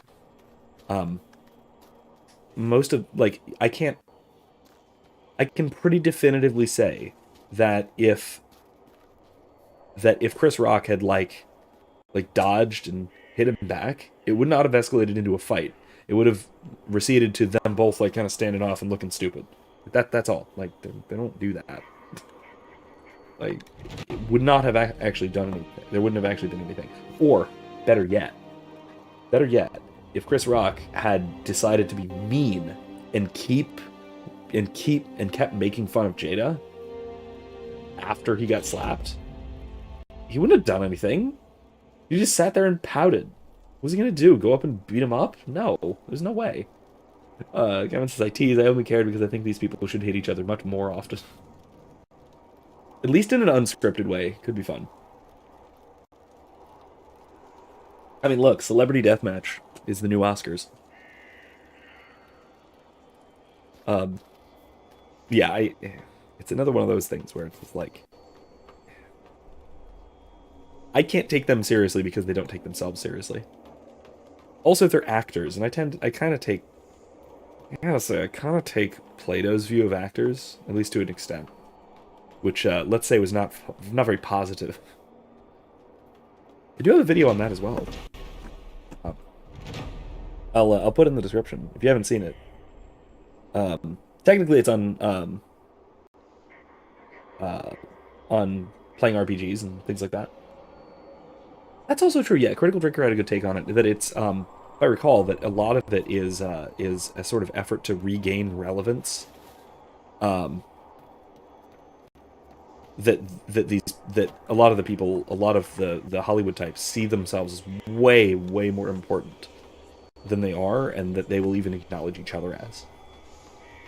If I'm missing any of his take, remind me as well, because I do remember it being really good. He usually has really good takes on any kind of media stuff. Even if it's like stuff surrounding media, like this sort of thing, like Hollywood things.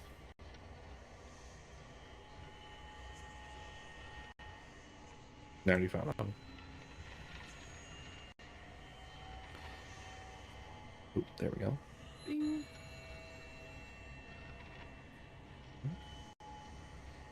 I'll either way, now that you mention it, I will put I'll put the drinker's take in the description as well.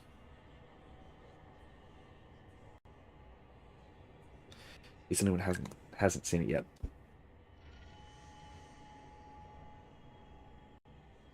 Excuse me again. Oh, there's one. Eric says, I'm disappointed. I was promised horrific weather this evening. It's just been a normal rainstorm. Yeah, pretty much. Yeah, there has definitely not been any, like, tornadoes, I don't think, at all. I haven't even gotten, like, a tornado warning. Or watch, even. The weather has been, like, rainy. That's it.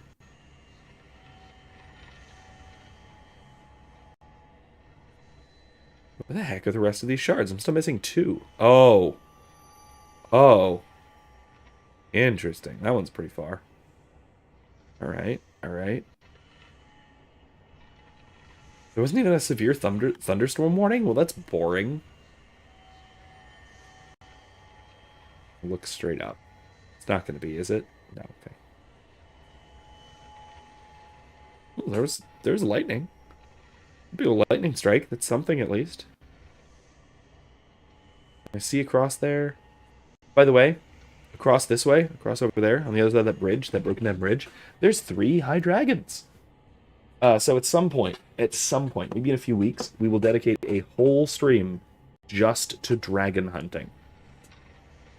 We'll take Cassandra, we'll take Iron Bull, and we'll pick a mage depending on what element dragon we're fighting, and we'll go just hunting dragons for the whole stream. Should be fun. I can't find this last one. It's gonna bug me. I mean, I will find it. I'm taking a little bit. Kevin says, that wasn't storming, that was just raining with style. Yeah, pretty much. I mean, yeah, no, like, that's actually true. Yeah, it wasn't. When you're from Florida, there's a difference between a storm and rain.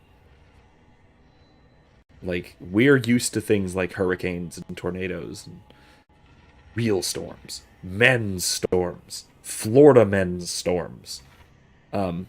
Very different from just, you know, yeah, there was some lightning, I guess, and there was rain. You are quite the artist with that bow, Varric. Bianca does. Why are you so echoey? You have to aim her precisely. I don't think I could do that. Too attached to hitting things with your fists? Exactly. And just being in the thick of it. I'll stick with bows. I really like having my own teeth. There it is. And I got them all. Okay, we got them all. Ow, what the heck was that? Why am I bleeding? I don't want to be bleeding. Alright. Thing to report. Alright, so we reclaimed the quarry. Shards and embuis. The embuis? The embuis? Baba's ring. Oh god, we have to capture Silicon Q. Oh my god. Helen's quest is to basically complete this entire area. What in the world, man? Chill, dude. Chill. Well, let's grab these shards while we're here. We're right here. Let's restock that.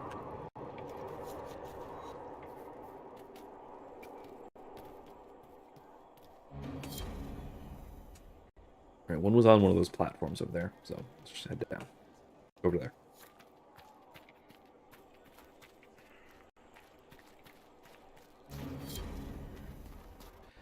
We are not going to finish Impuista. Oh, that one's... there's someone walking in the air. Speaking of our wizard from our Curse of Strahd game.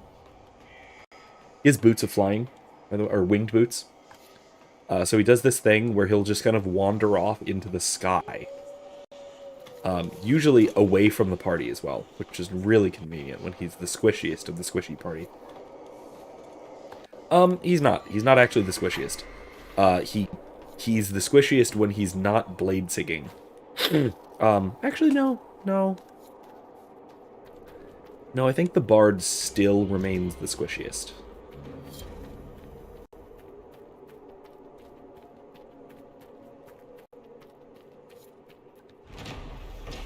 We might be able to rebuild this. All right. See you later, Kevin. Good night. God bless. Hey, Phoenix. One comes in, one goes out. Thank you so much for the blessed weekend, Kevin. See you then. Hopefully I'll see you Monday. And welcome, Phoenix. Says I'm on my tea break at work, so I thought I'd say hello. Sadly, can't stay long. All right, well, welcome while you're here. Welcome while you're here. I'm just wandering around the beautiful Impuis de Leon, and I'm looking for these little shard mobobs. I'm doing a lot of side questing these few weeks. At some point, I will eventually go back to the main quest. It's really going to be when I'm done with everything for my companions. Then I'm going to go back to... Oh gosh, excuse me. Then I'm going to go back to the main quest. So when I'm done with everything for Cullen here, then when I'm done with Vivienne's thing. I think that's about it. I might have a couple of little collection things still to do, but I might also do some of those off stream. I don't know. No promises there. Yeah, the wizard is the second squishiest without blade singing. He does not have the hit points for it. Yeah, that is true. He has the lowest hit points in the party. Charming. Excuse me. Yeah, he has the lowest hit points in the party. I think pretty significantly. Over there. I think by a fair amount, too.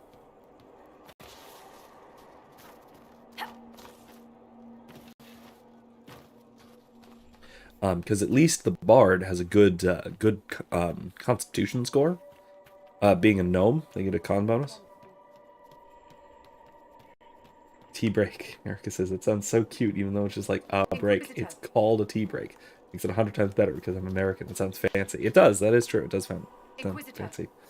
I understand. I agree, in fact. And remind me, you're in Australia, right? I did not realize just how much of British culture you guys retained. At least in that respect. Certainly way more than we did.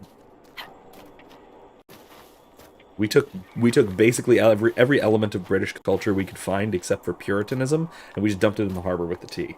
And we decided to keep the Puritanism for some reason.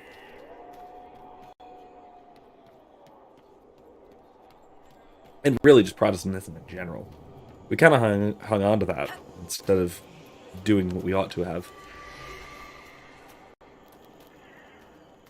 And becoming Catholic.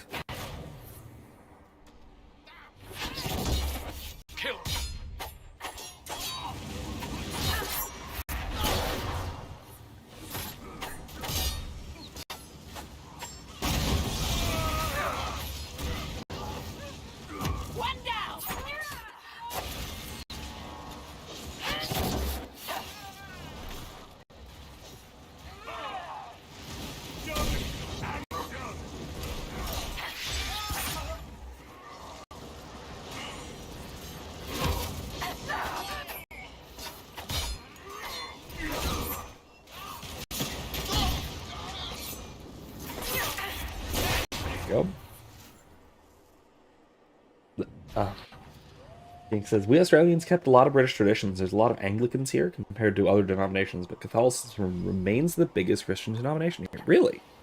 I wouldn't have known. I really didn't know that. I would have guessed. Oh, I get it. I'm guessing. Does this have to do with the prison colony thing? When I don't know something about Australia, I just generally assume it has something to do with the prison colony thing. I'm guessing it's the Irish. Wait, I knew that. I knew that there's a lot of generally Irish people in Australia. I don't know why I didn't think of that. As well as sort of Scotch-Irish and a lot of my folks. I'm Scottish by a lot of Scottish by blood, and a lot of my family were Jacobites. So we were weirdos during that whole thing. Del, this is Aldrich. I'd like I told you, it would be. I always knew when it's him. I get that prickle at the back of my neck. Maker knows how it happens. It just does. You should have trusted me. I knew he wouldn't let me go. I'm assuming he's possessed. Left a false trail. Have the opportunity to send this. Maybe you'll find a messenger in Sarnia. Is he possessed? She, I guess? I don't know. That's weird. Wacky. Another thing right there. Let's go and figure that out.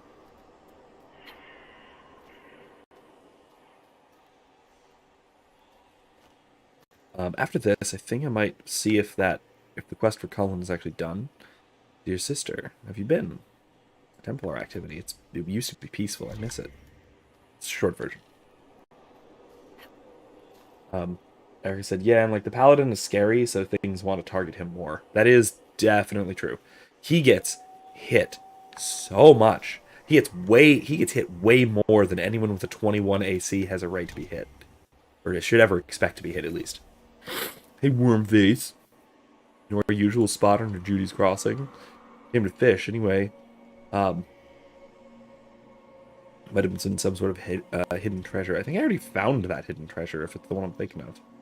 I don't know, though. We'll see. Let's go return Mama's ring. Yeah, at least it's adamantine. Yeah, he doesn't get crit anymore, at least. That's nice. That's definitely nice. That's at least good.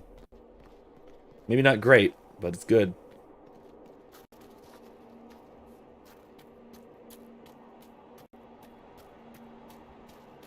Alright. Bring her ring back. Here you go. Alright, let's see. Not that. Not that either. Quests. Inner Circle. For the dawn. Oh, now we have to raid the quarry. Okay, let's go do that. We've got 45 minutes? Yeah, that is true. Erica says, I've been strolling through this dungeon while everyone else is just suffering. I mean, yeah. Evasion is really useful in this place. Like, really useful. Where is this?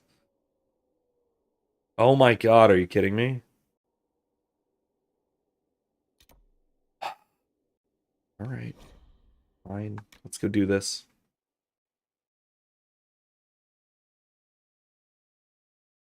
Again, I just need to keep apologizing for the snorting and snuffing. Well, I know I'm muting, so I mean I'm avoiding letting the nasty sounds go through at least, but still keep having to mute, and that's less than ideal. Ow. Blood splatter. Like, I know it's a very slight injury, a tiny little, barely any damage, but still, like, there was a blood splatter to that. That felt like it was a big deal. What's all this, then? Oh, right, the door's locked on the other side, isn't it? There's a thing in there. Alright. Go sneaky snonk.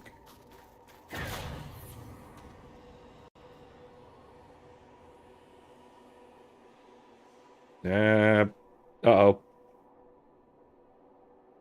Storm might be a problem. Did you just pick up? No, I think we're fine. Maybe it's just me.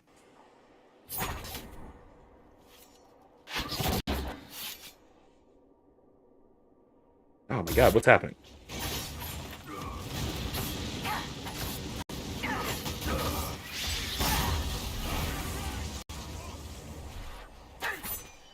Oh, come on, I missed. That's better.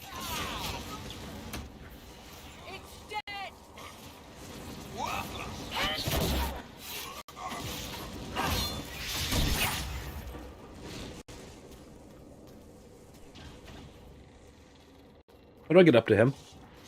Oh, he's up there. Okay, there we go. They're good. Just kill him.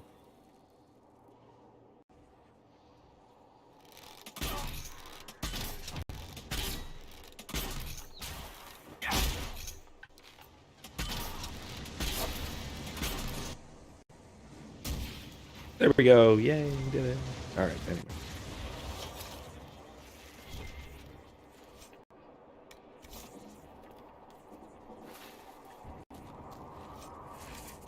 Almost fell on the spiky parapets. Yay! Alright, anyway. Yeah, we'll see. I don't actually know if we're gonna finish this quest tonight. There's a lot to this. Unfortunately, this is a way bigger deal than I was thinking it was. Let us out!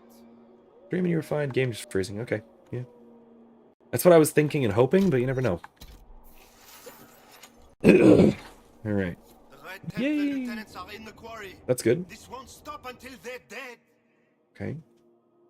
We got him. Alright, well, let's go take care of him.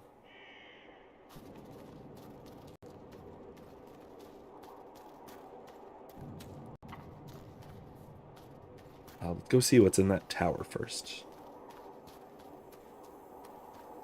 Bad guys. That's what's in there. Or maybe wolves approaching? I don't know. Work orders. Boys at Sulladin need several barrels for those things they're working on. Also prepare a batch for the Storm Coast. Of what? Wait, batch of what? Good cheer. Now I'm scared and confused. Yeah, I think that's actually wolves approaching, but I could be wrong.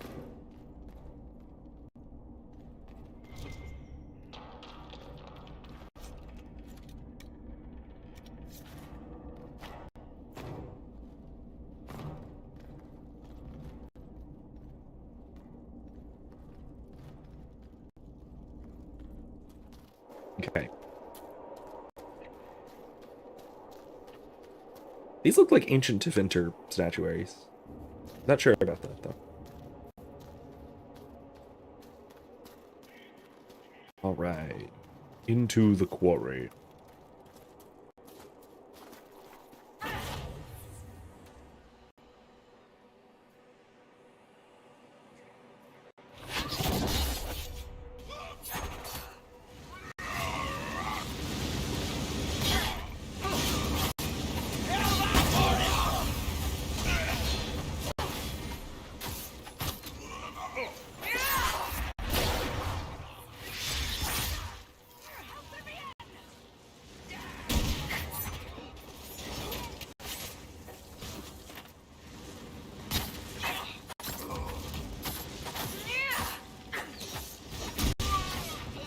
Okay.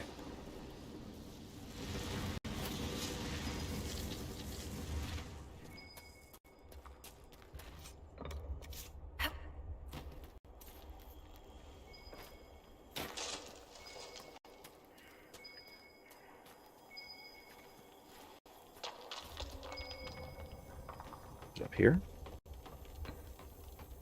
Oh, I need to free those prisoners right there, but I'll get to that.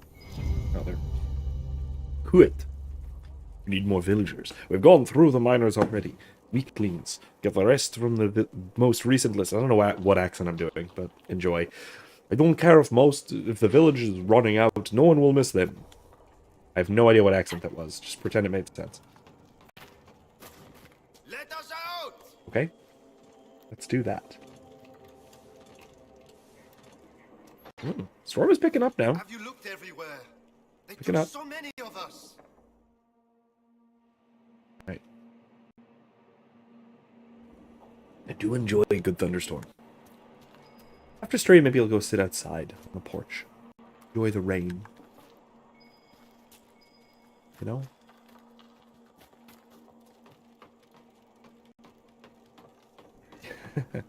I'm glad you enjoyed the accent, Erica. That was all over the place. This is what happens when I don't decide from the outset what I'm doing.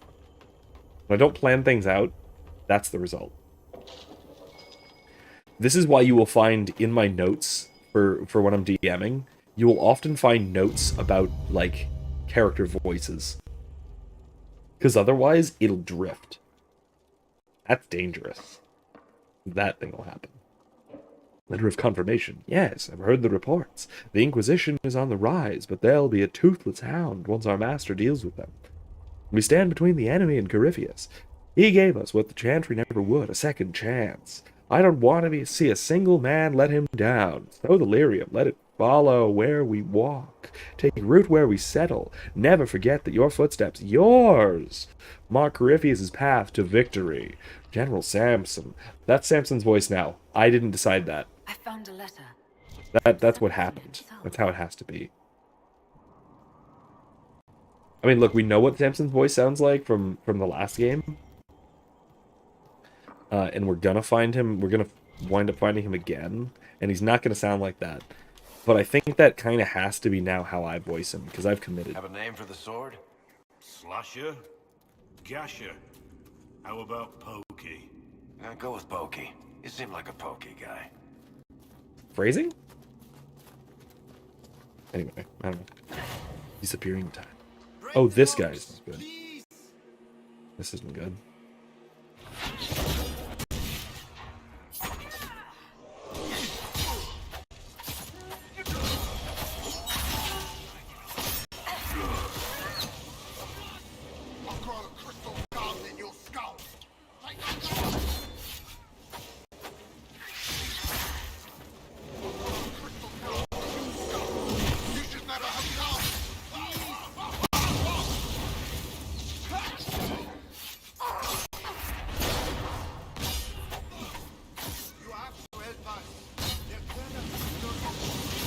Working on it. Is that it? Where's the other one? You have to help us. They'll turn us into those. Okay, cool. There we go. It's like... Yeah, I know, I'd like to help you, but instead we're just gonna set you on fire in your thingy. Break the locks, please. In your carriage, that's what it's called. Age carriage.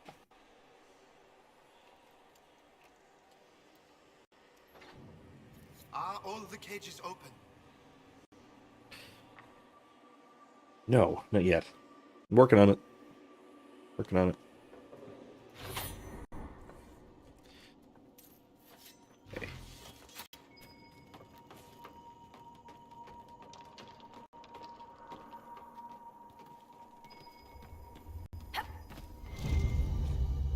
Letter about lyrium to Paxley.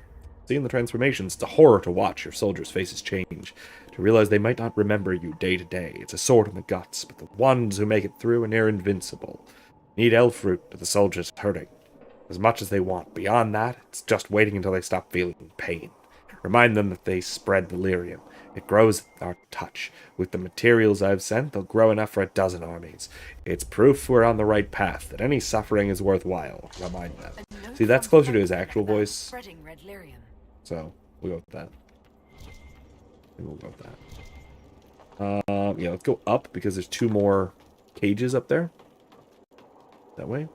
And also a landmark. Over there. Up there, I think? So, yeah, we'll go check that out. Is it really 2 more cages? Oh, jeez. Hello.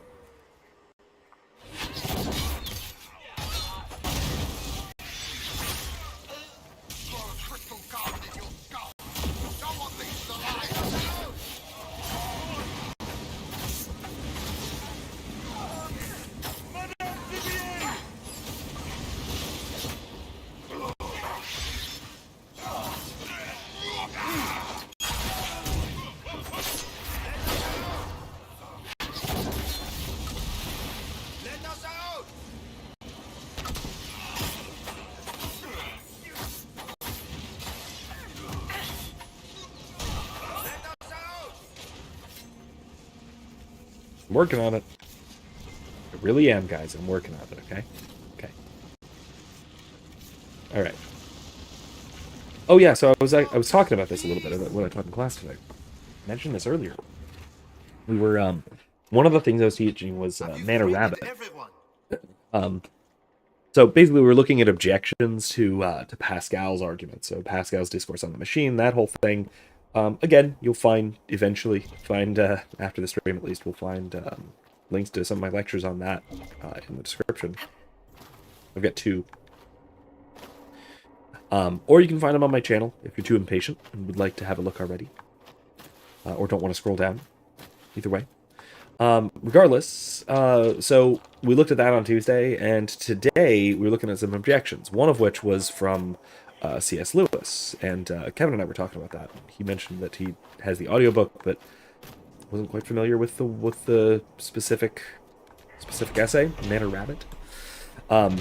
Which basically, Lewis's argument there is that if you don't know the facts of the matter about the nature of reality, then you're going to get things wrong when you try and do the right thing. So the first thing we necessarily always ought to do is to try and figure out the fundamental things about the nature of reality. So most fundamentally, of course, does God exist? So it's not good enough, both because you'll screw it up. You'll screw up what you're trying to do, and then also because it's sort of less than human to just decide whether or not to believe in God on a purely pragmatic basis. Do I stand to gain from this? The kind of thing Pascal says is good enough, basically, in the wager. So, oh geez, another one of those bastards. I hate those things.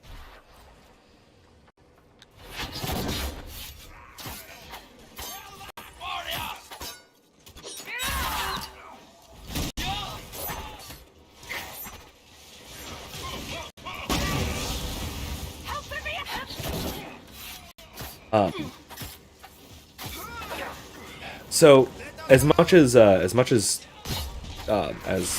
Lewis disagrees with Pascal, insofar as he's talking about the wager, and talking about deciding what to believe in a practical way rather than a rational or evidential sort of way, he's totally fine with what I and a lot of other Pascal scholars, I'm not really a scholar of Pascal, but whatever. A lot of Pascal scholars take to be the more important part of his argument. This idea that you should get that in order to truly and fundamentally believe something, you need to habituate yourself into it. That's not to just assert a proposition, believe a proposition to be true. You have to develop the right sorts of habits of belief. And that's how you get yourself to believe something, in his words, naturally and mechanistically, naturally and mechanically, or something like that. And so, Lewis thinks this is absolutely right, and he states as much, first of all, in Man or Rabbit, but only very briefly, but at much more length in Mere Christianity, in one of the later chapters called Let's Pretend. He points out that one of the steps towards genuine Christian faith is to pretend that you are a good Christian, and then you will become one through practice. I analogize this to how I sometimes manage to get Saoirse to go to sleep, which is I'll tell her in terms of a nap that you don't actually have to nap if you don't want to. You just need to pretend to nap. And if you pretend to nap, it counts as napping. And sometimes she'll actually listen and she'll pretend to nap. And you know what happens when you lay down, close your eyes, act quiet, and you pretend to fall asleep. What inevitably happens is you fall asleep. So she once in a while will fall for this, but this is basically the idea of Pascal's idea, and then picked up by Lewis, of how we do and how we ought to come to believe things. Wait, that's why what? Erica, did I do something wrong here? Can you explain what the heck?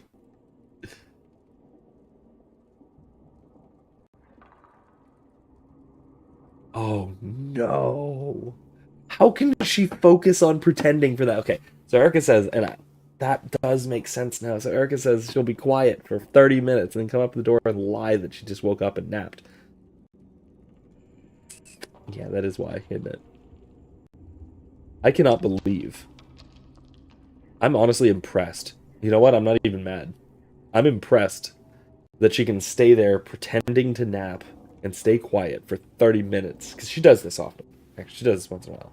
But she can lie there quietly, pretending to be sleeping for 30 minutes and get up and pretend to have napped. I can't believe it. I'm honestly, yeah, like I said, I'm not even mad. I'm a little mad. But I'm really impressed. I'm impressed that she can do that. It does actually make sense. It does make sense.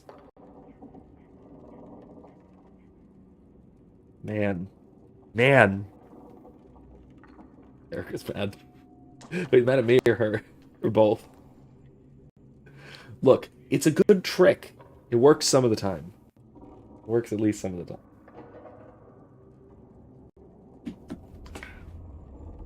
Maddox needs twice the usual red lyrium to modify my armor properly. Oh, Samson's armor. Yeah. Okay. Working on the modifications. Alright. We should inform Cullen that we've taken care of Samson's red lyrium hoard. Eric says, because she'll be angry at me that I force her to stay in a room because I call out her lying about sleeping. Then she sits in there for hours because she's not coming out until she naps. I mean, look. If she manages to pretend to nap for the full duration of what should be a nap, I think I'm kind of okay with that. I'm kind of okay with that. What's this? Man can't live by a huntress. Alright, well let's go over there. Do these things, huh? Rescue people. Why she was in the room when I got home on Tuesday. Oh my gosh. Okay, so now we know I should have brought this up. That I do this. See, I just sort of thought of this naturally because this is at least some of the time how my mom got me to go to sleep, like tricked me into going to sleep. So it's a very, when I was a little kid, it was very clever. Very clever. I mean, it's clever if it works. Jeez. Please help me. Oh, jeez, that does not look good. You don't seem well. What's wrong?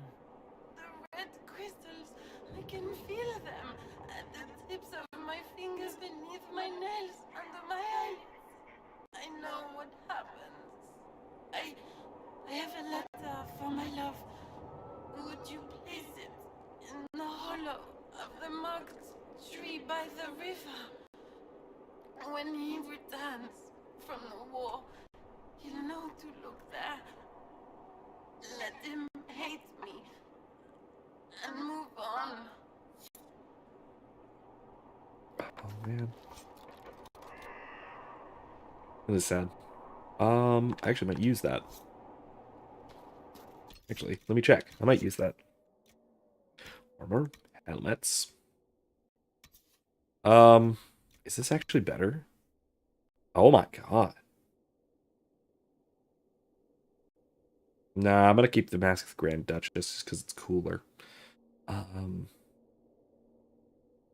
Honestly though, that's just better. Cursed Morak. Not cursed. People associated with it are. It's kind of cool. That is actually better than what I have. Added dexterity. Heck yeah. Okay.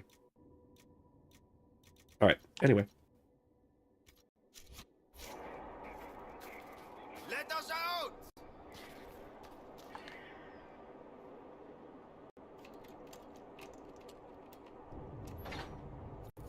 Have you looked everywhere? They took so many of us. But there's one more wagon. One more wagon load. And I think, unless there's a lot more to do right here, think we'll probably head back to Skyhold for now.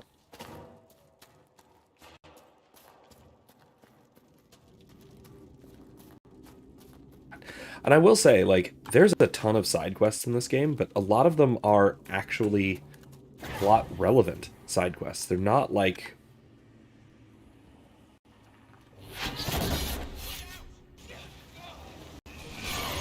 Ow.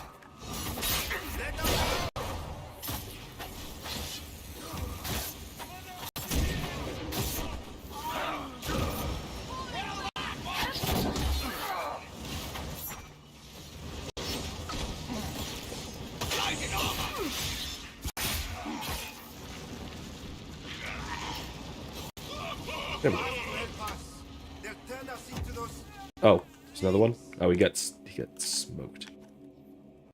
Come on.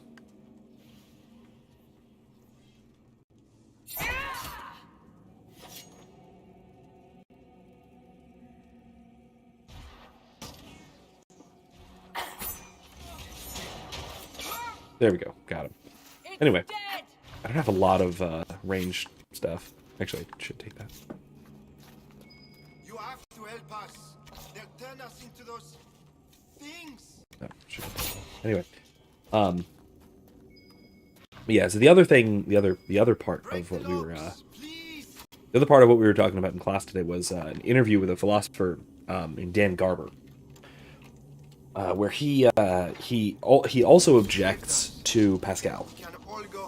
But he objects to the discourse on the machine, the part of the discourse about getting yourself to believe in this sort of playing pretend or what he sees as a potential for self-deception, tricking yourself into believing something that you don't have a good reason for believing.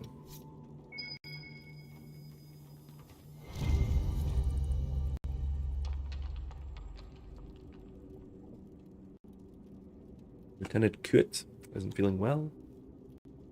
Lean on her a bit. Kut's gotten soft. Fournier. I think Captain Fournier is one of the, it looks like one of the Red Templar higher-ups. Anyway, so yeah, it's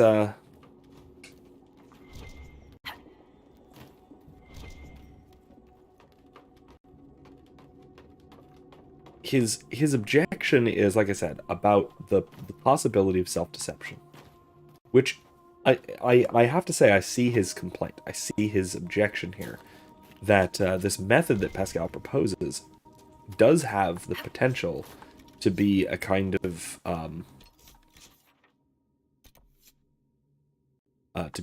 self-deception, tricking yourself into believing and then getting yourself to believe through a kind of psychological process. Of course, that's not how Pascal intends it, but that is at least potentially how it could turn out.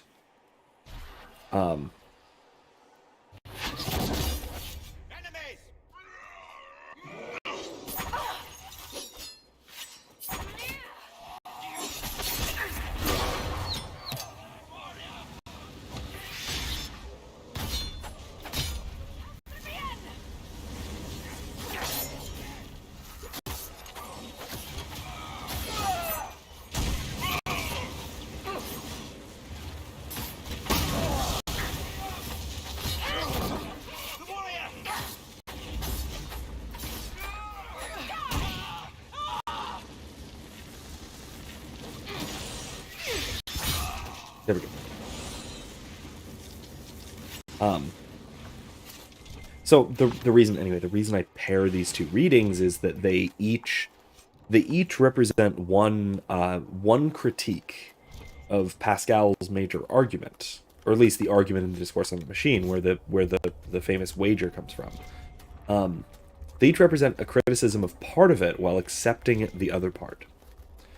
Right? Lewis is perfectly on board with the whole getting yourself to believe part of it, whereas Garber is perfectly fine ultimately with something like a pragmatic way of deciding something, and that the argument does actually is actually convincing, that it should make you want to believe that God exists. And so they each agree with parts and disagree with other parts, and they together form sort of a joint criticism.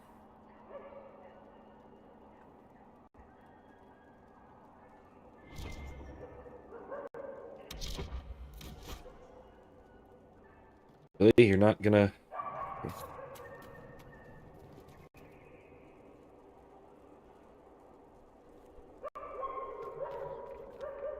Good day to you. You lied. You knew what the Red Templars were doing, but you took their gold and stayed silent. Yes, I took their gold. Gold and any supplies they would give. All so we could live. There are many orphans in Sarnia. Who protected them when their parents were lost? We couldn't run, not with the river frozen and the demons. If I had said anything, they would have killed me too. So I let them take people, and prayed that one day, someone like you would come destroy them. All we could do was survive till that day. Now it's calm, hasn't it? I was right. How dare you? People were taken, infected with red lyrium because of your actions. What else could I do? Take up the old pitchfork to fight? Those who died would have died regardless. This way at least some survived.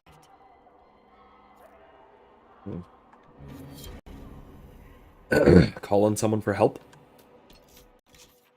There's a whole Inquisition who's, like, purely dedicated to facing against these Red Templars. Pray for us, Herald. Give the confession to Luis, to keep his secret. Give the confession to Lynette, to reveal what really happened to her brother. The truth will out.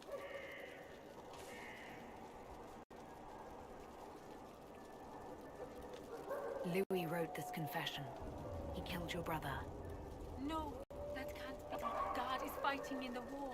He enlisted with the Empress's army. I'd like to be alone. Please, Lee. Sorry. Again, had you found out some other way, it would have been so much worse. Where'd they go? That was weird. Alright. Go there. Place the dying woman's letter in the tree. And then we'll go back to Skyhold to wrap things up.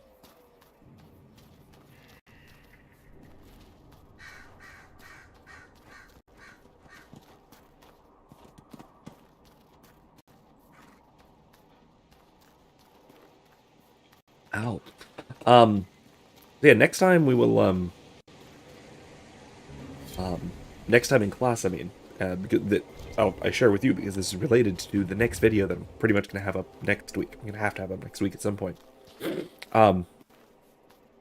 Next week, we're going back over some old things, some stuff we've already covered, so we're thinking back over, the Euthyphro. We talked about Plato's Euthyphro dialogue early on in the semester. And now we're coming back to it sort of in the context of having learned a whole bunch. So that should be an interesting discussion. And then also sort of going over some of the stuff that we've learned for the sake of papers. But the thing that we're moving on to, and I just realized I'm having to cancel class on next Thursday because of a weird modified schedule that means I would have to get to class at 8:20 in the morning, which is... Come on now. Let's be realistic here. Basically, I would have to get to class by 8:20 in the morning.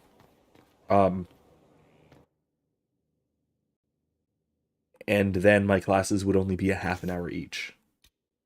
So that really hardly seems worth it. By hardly, I mean it's not worth it. Instead, I'm going to have to record something about the subject that we were going to cover, which is the first of Anselm's 3 philosophical dialogues on truth. Now this one is one that I haven't covered in a video just yet. So that is a perfect excuse, I think, for me to put together a video lecture on the subject. Now, the other two have been class discussions, so I admit I am a little disappointed that it's... come on now. I'm a little disappointed that I don't get to record and upload a class discussion of this one as well. But, you know, it's... like this. What exactly does this do? Every hit on them adds part of its power to the mark's damage. Trigger your mark when you're ready, and watch them fall from injuries they never even noticed. Mainly trigger the mark. Okay, so it just piles on damage, extra damage, depending on how much you hit them. All right. I don't have Knockout Bomb equipped. And I'm probably not gonna, honestly. Yeah, I'm probably not gonna. So I'm not gonna upgrade it. All right, I'm not gonna upgrade any of these. I might upgrade some of these. Spin Blades. Who satisfies nearby foes? Nah.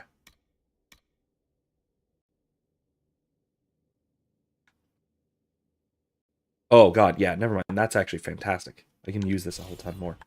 All right, anyway. So expect that, hopefully, up next week at some point. Thursday or Friday. For YouTube purposes, I might have it up Friday. For practical class purposes, if I can get it done, I might even have it at Wednesday. So they have access to it on Thursday when they would otherwise have class. But we'll see. We will see. We'll see when it shows up. So it'll be next week, though, and it'll be on the first Advanced Sums 3 Philosophical Dialogues on Truth.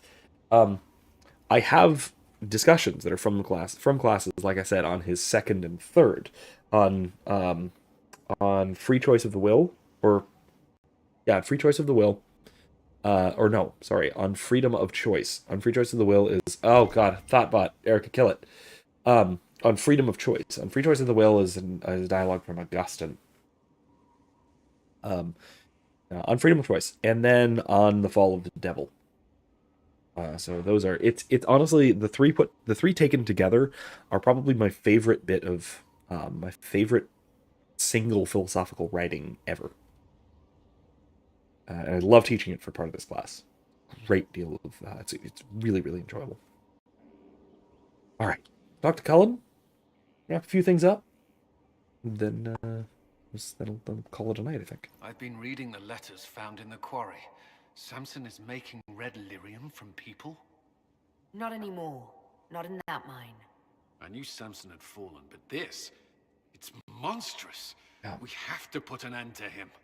Look at these orders from the encampment. That armor must give Samson extraordinary power. We may not be able to stop him. Take away his armor and the lyrium, and Samson's just another man. I couldn't say how. Templars are trained not to destroy expensive magical equipment. Perhaps Dagna has some ideas. She crafts the impossible every day. Nice. I do like that crazy dwarf. All right, so let's see what she's got. You might have an idea.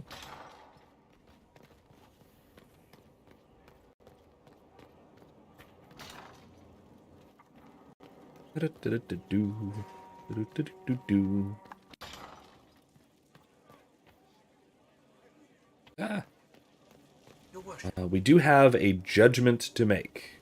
So maybe after we talk to Dagna, we'll do that. And then that'll be the last thing we do. Either that or it'll be the first thing we do next time. I don't know. Honestly, I really did want to... Actually, hold on. Let me look here. I really want to do this one. I really need to do this one. I really want to finish this one. It looks like next time we are still going to be doing some side quests. Next week. Then, the following week, we're going to advance the main plot, finally. Which is Here Lies the Abyss. White, the quest. Dagna, what have you learned of Samson? He should be dead. I mean, you could make a hat out of red lyrium and kill people, especially the wearer. Samson's armor is genius. To do all this and not go insane, it must be resistant. Or he is insane. Or both. You're not comforting me, Dagna. He's dangerous either way. Oh, fine. I just need time and tools, people, and red lyrium. For tests, you see? I hope you don't need people for tests. Everything is safe if handled properly. And you don't touch it long, or breathe it. I mentioned the hat, right? No hat. Time and resources, Inquisitor. I'll get what you want. Now shoo, I've work to do.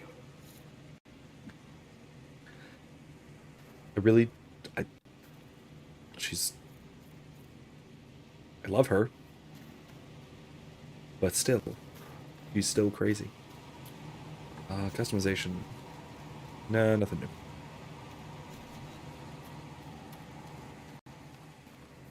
Alright.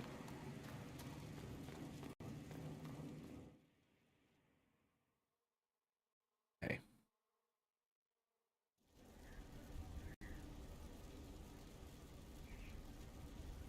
Alright, let's do those war table things, and then I think we'll call it.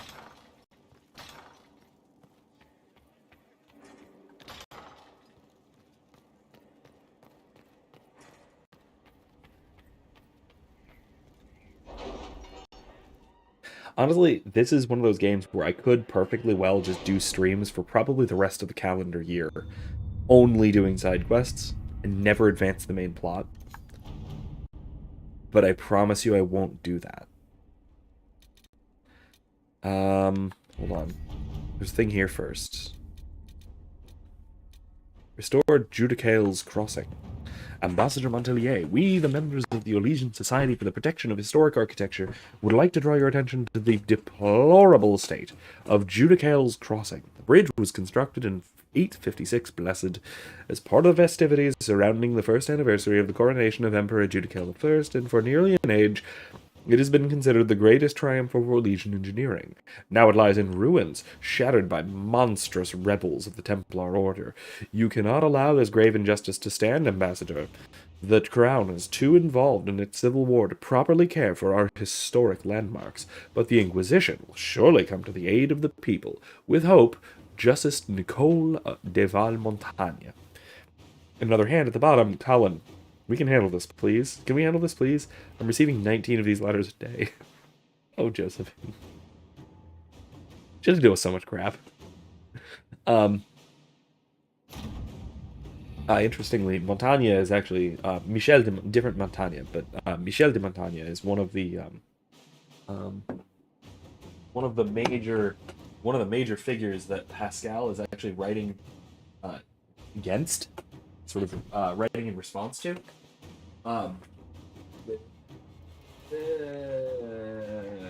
This book. This one right here. Polish for Wherein and Symbolism.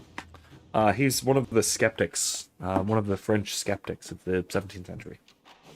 And Pascal was trying to convince skeptics, those who came to no conclusion, or basically who were committed agnostics, trying to get them to commit to belief in God rather than to disbelief. Commander, repairs to the damaged bridge at Judicale's Crossing are complete, although we ran into some complications. The workers were spooked by sightings of dragons flying around the site, so we brought in Tamar for extra security. She did a good enough job, but next time I think we'll call in anybody else. That woman doesn't just frighten dragons, if you know what I mean, Captain Mathis. No. We will do that later. Let's actually open this up, because we're going to be going here next time.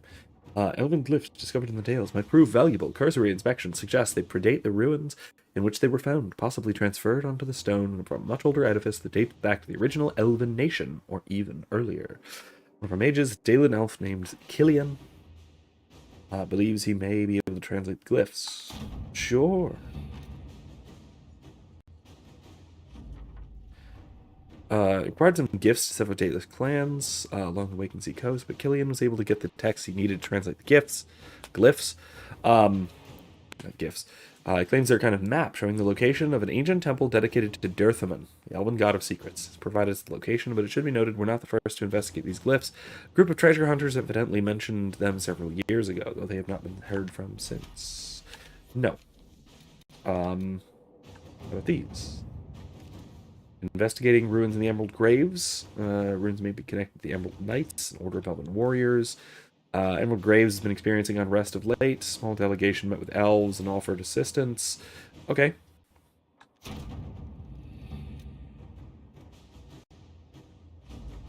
A few of our soldiers met with the elves at Dinan Hanin, elven ruins in the Emerald Graves. Their leader, Tavan, wished to work with us as a sign of cooperation between the Inquisition and his clan. However, some of his party are wary of our presence and the Inquisition's intentions. Our interest in strengthening our relationship with the Dalish would appear more genuine if you met with them in person. So we'll do that eventually, also. What's this? Resources. Resources. Okay. Okay. Samson's weakness. Red lyrium is very strange. How Samson's armor hasn't killed him, I don't know. If I can find out, I can find out, but it'll be time and money. Tools, tests, and some books I remember from a circle or two. They aren't stolen or burned, in which case I'll need to write them, and ink isn't cheap. With the right investment, nothing's beyond our reach. Alright, Josephine, we'll get it. Dagna has forwarded what she learned about Samson's strange armor. Her glee over her discovery is disconcerting, but her information may prove invaluable. We should speak at your earliest convenience, Inquisitor Cullen. Alright, so let's go talk to Cullen. We got 5 minutes. We can talk to Cullen. And we'll call it a night. Unless this just leads to yet another quest, which is possible. Entirely possible.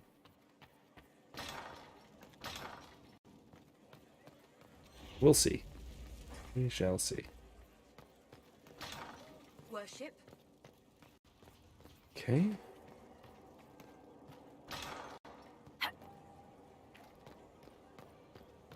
That's the jumping, Sable.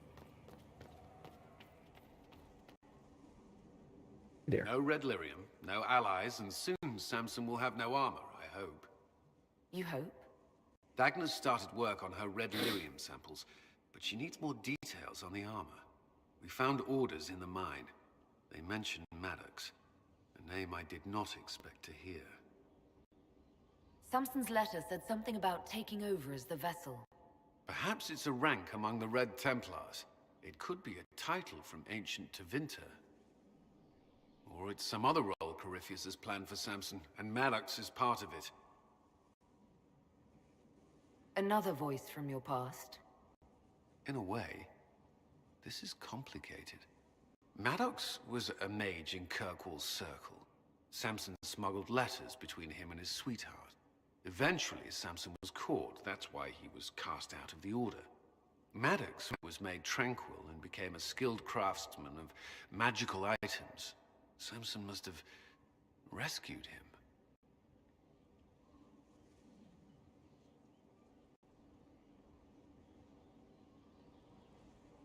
I can't believe they made a man tranquil over a few love letters. The official charge was corrupting the moral integrity of a Templar. Knight Commander Meredith wielded the brand for far lesser offenses, believe me. Yeah, so Meredith was a crazy person, if you recall. Why would Maddox need saving? When the mages rebelled in Kirkwall, the worst battles took place at the gallows in the circle itself. I thought Maddox had died in the fighting, or was eking out a living on the streets. A hard fate for a tranquil in Kirkwall. Samson must have found him, taken him in. Having an inside man among Samson's forces would be invaluable, if we could convince him. I couldn't say. I've lived around Tranquil most of my life, and I've never understood them. It seems Maddox built Samson's armor for him, and maintains it still. Tranquil and Kirkwall needed rare and expensive supplies for their enchantments. Supplies we can trace. I can have our men kick down some doors, Inquisitor. Samson's armor might lead us right to his stronghold. Alright. Sweet. Oh my god, another operation. Alright, know what? Heck with this. I'm gonna do this next time, because it's like midnight. I'm gonna save. And I think I'm... Whoops. I think I'm gonna call it. I'm gonna call it there, because this is a back and forth style quest. We've done enough of that for tonight. So, like I said, I think we're gonna pick this up next time. So, thank you all for joining me. And I hope to see you again on Monday night for more KOTOR. We're going to pick that up, and hopefully, between now and then, I can fix some technical problems and actually get the get it to cooperate nicely with OBS, my streaming software and such. We'll see. It's an older game, and older games don't like to cooperate on these things, but we'll see. Then expect a video tomorrow on D&D. Expect a video next week on Anselm, and then expect me again on Monday for KOTOR, and expect me again on Thursday right back here for Dragon Age Inquisition. So, A lot coming up. So thank you again for joining me. I hope everyone has a wonderful night. Bye.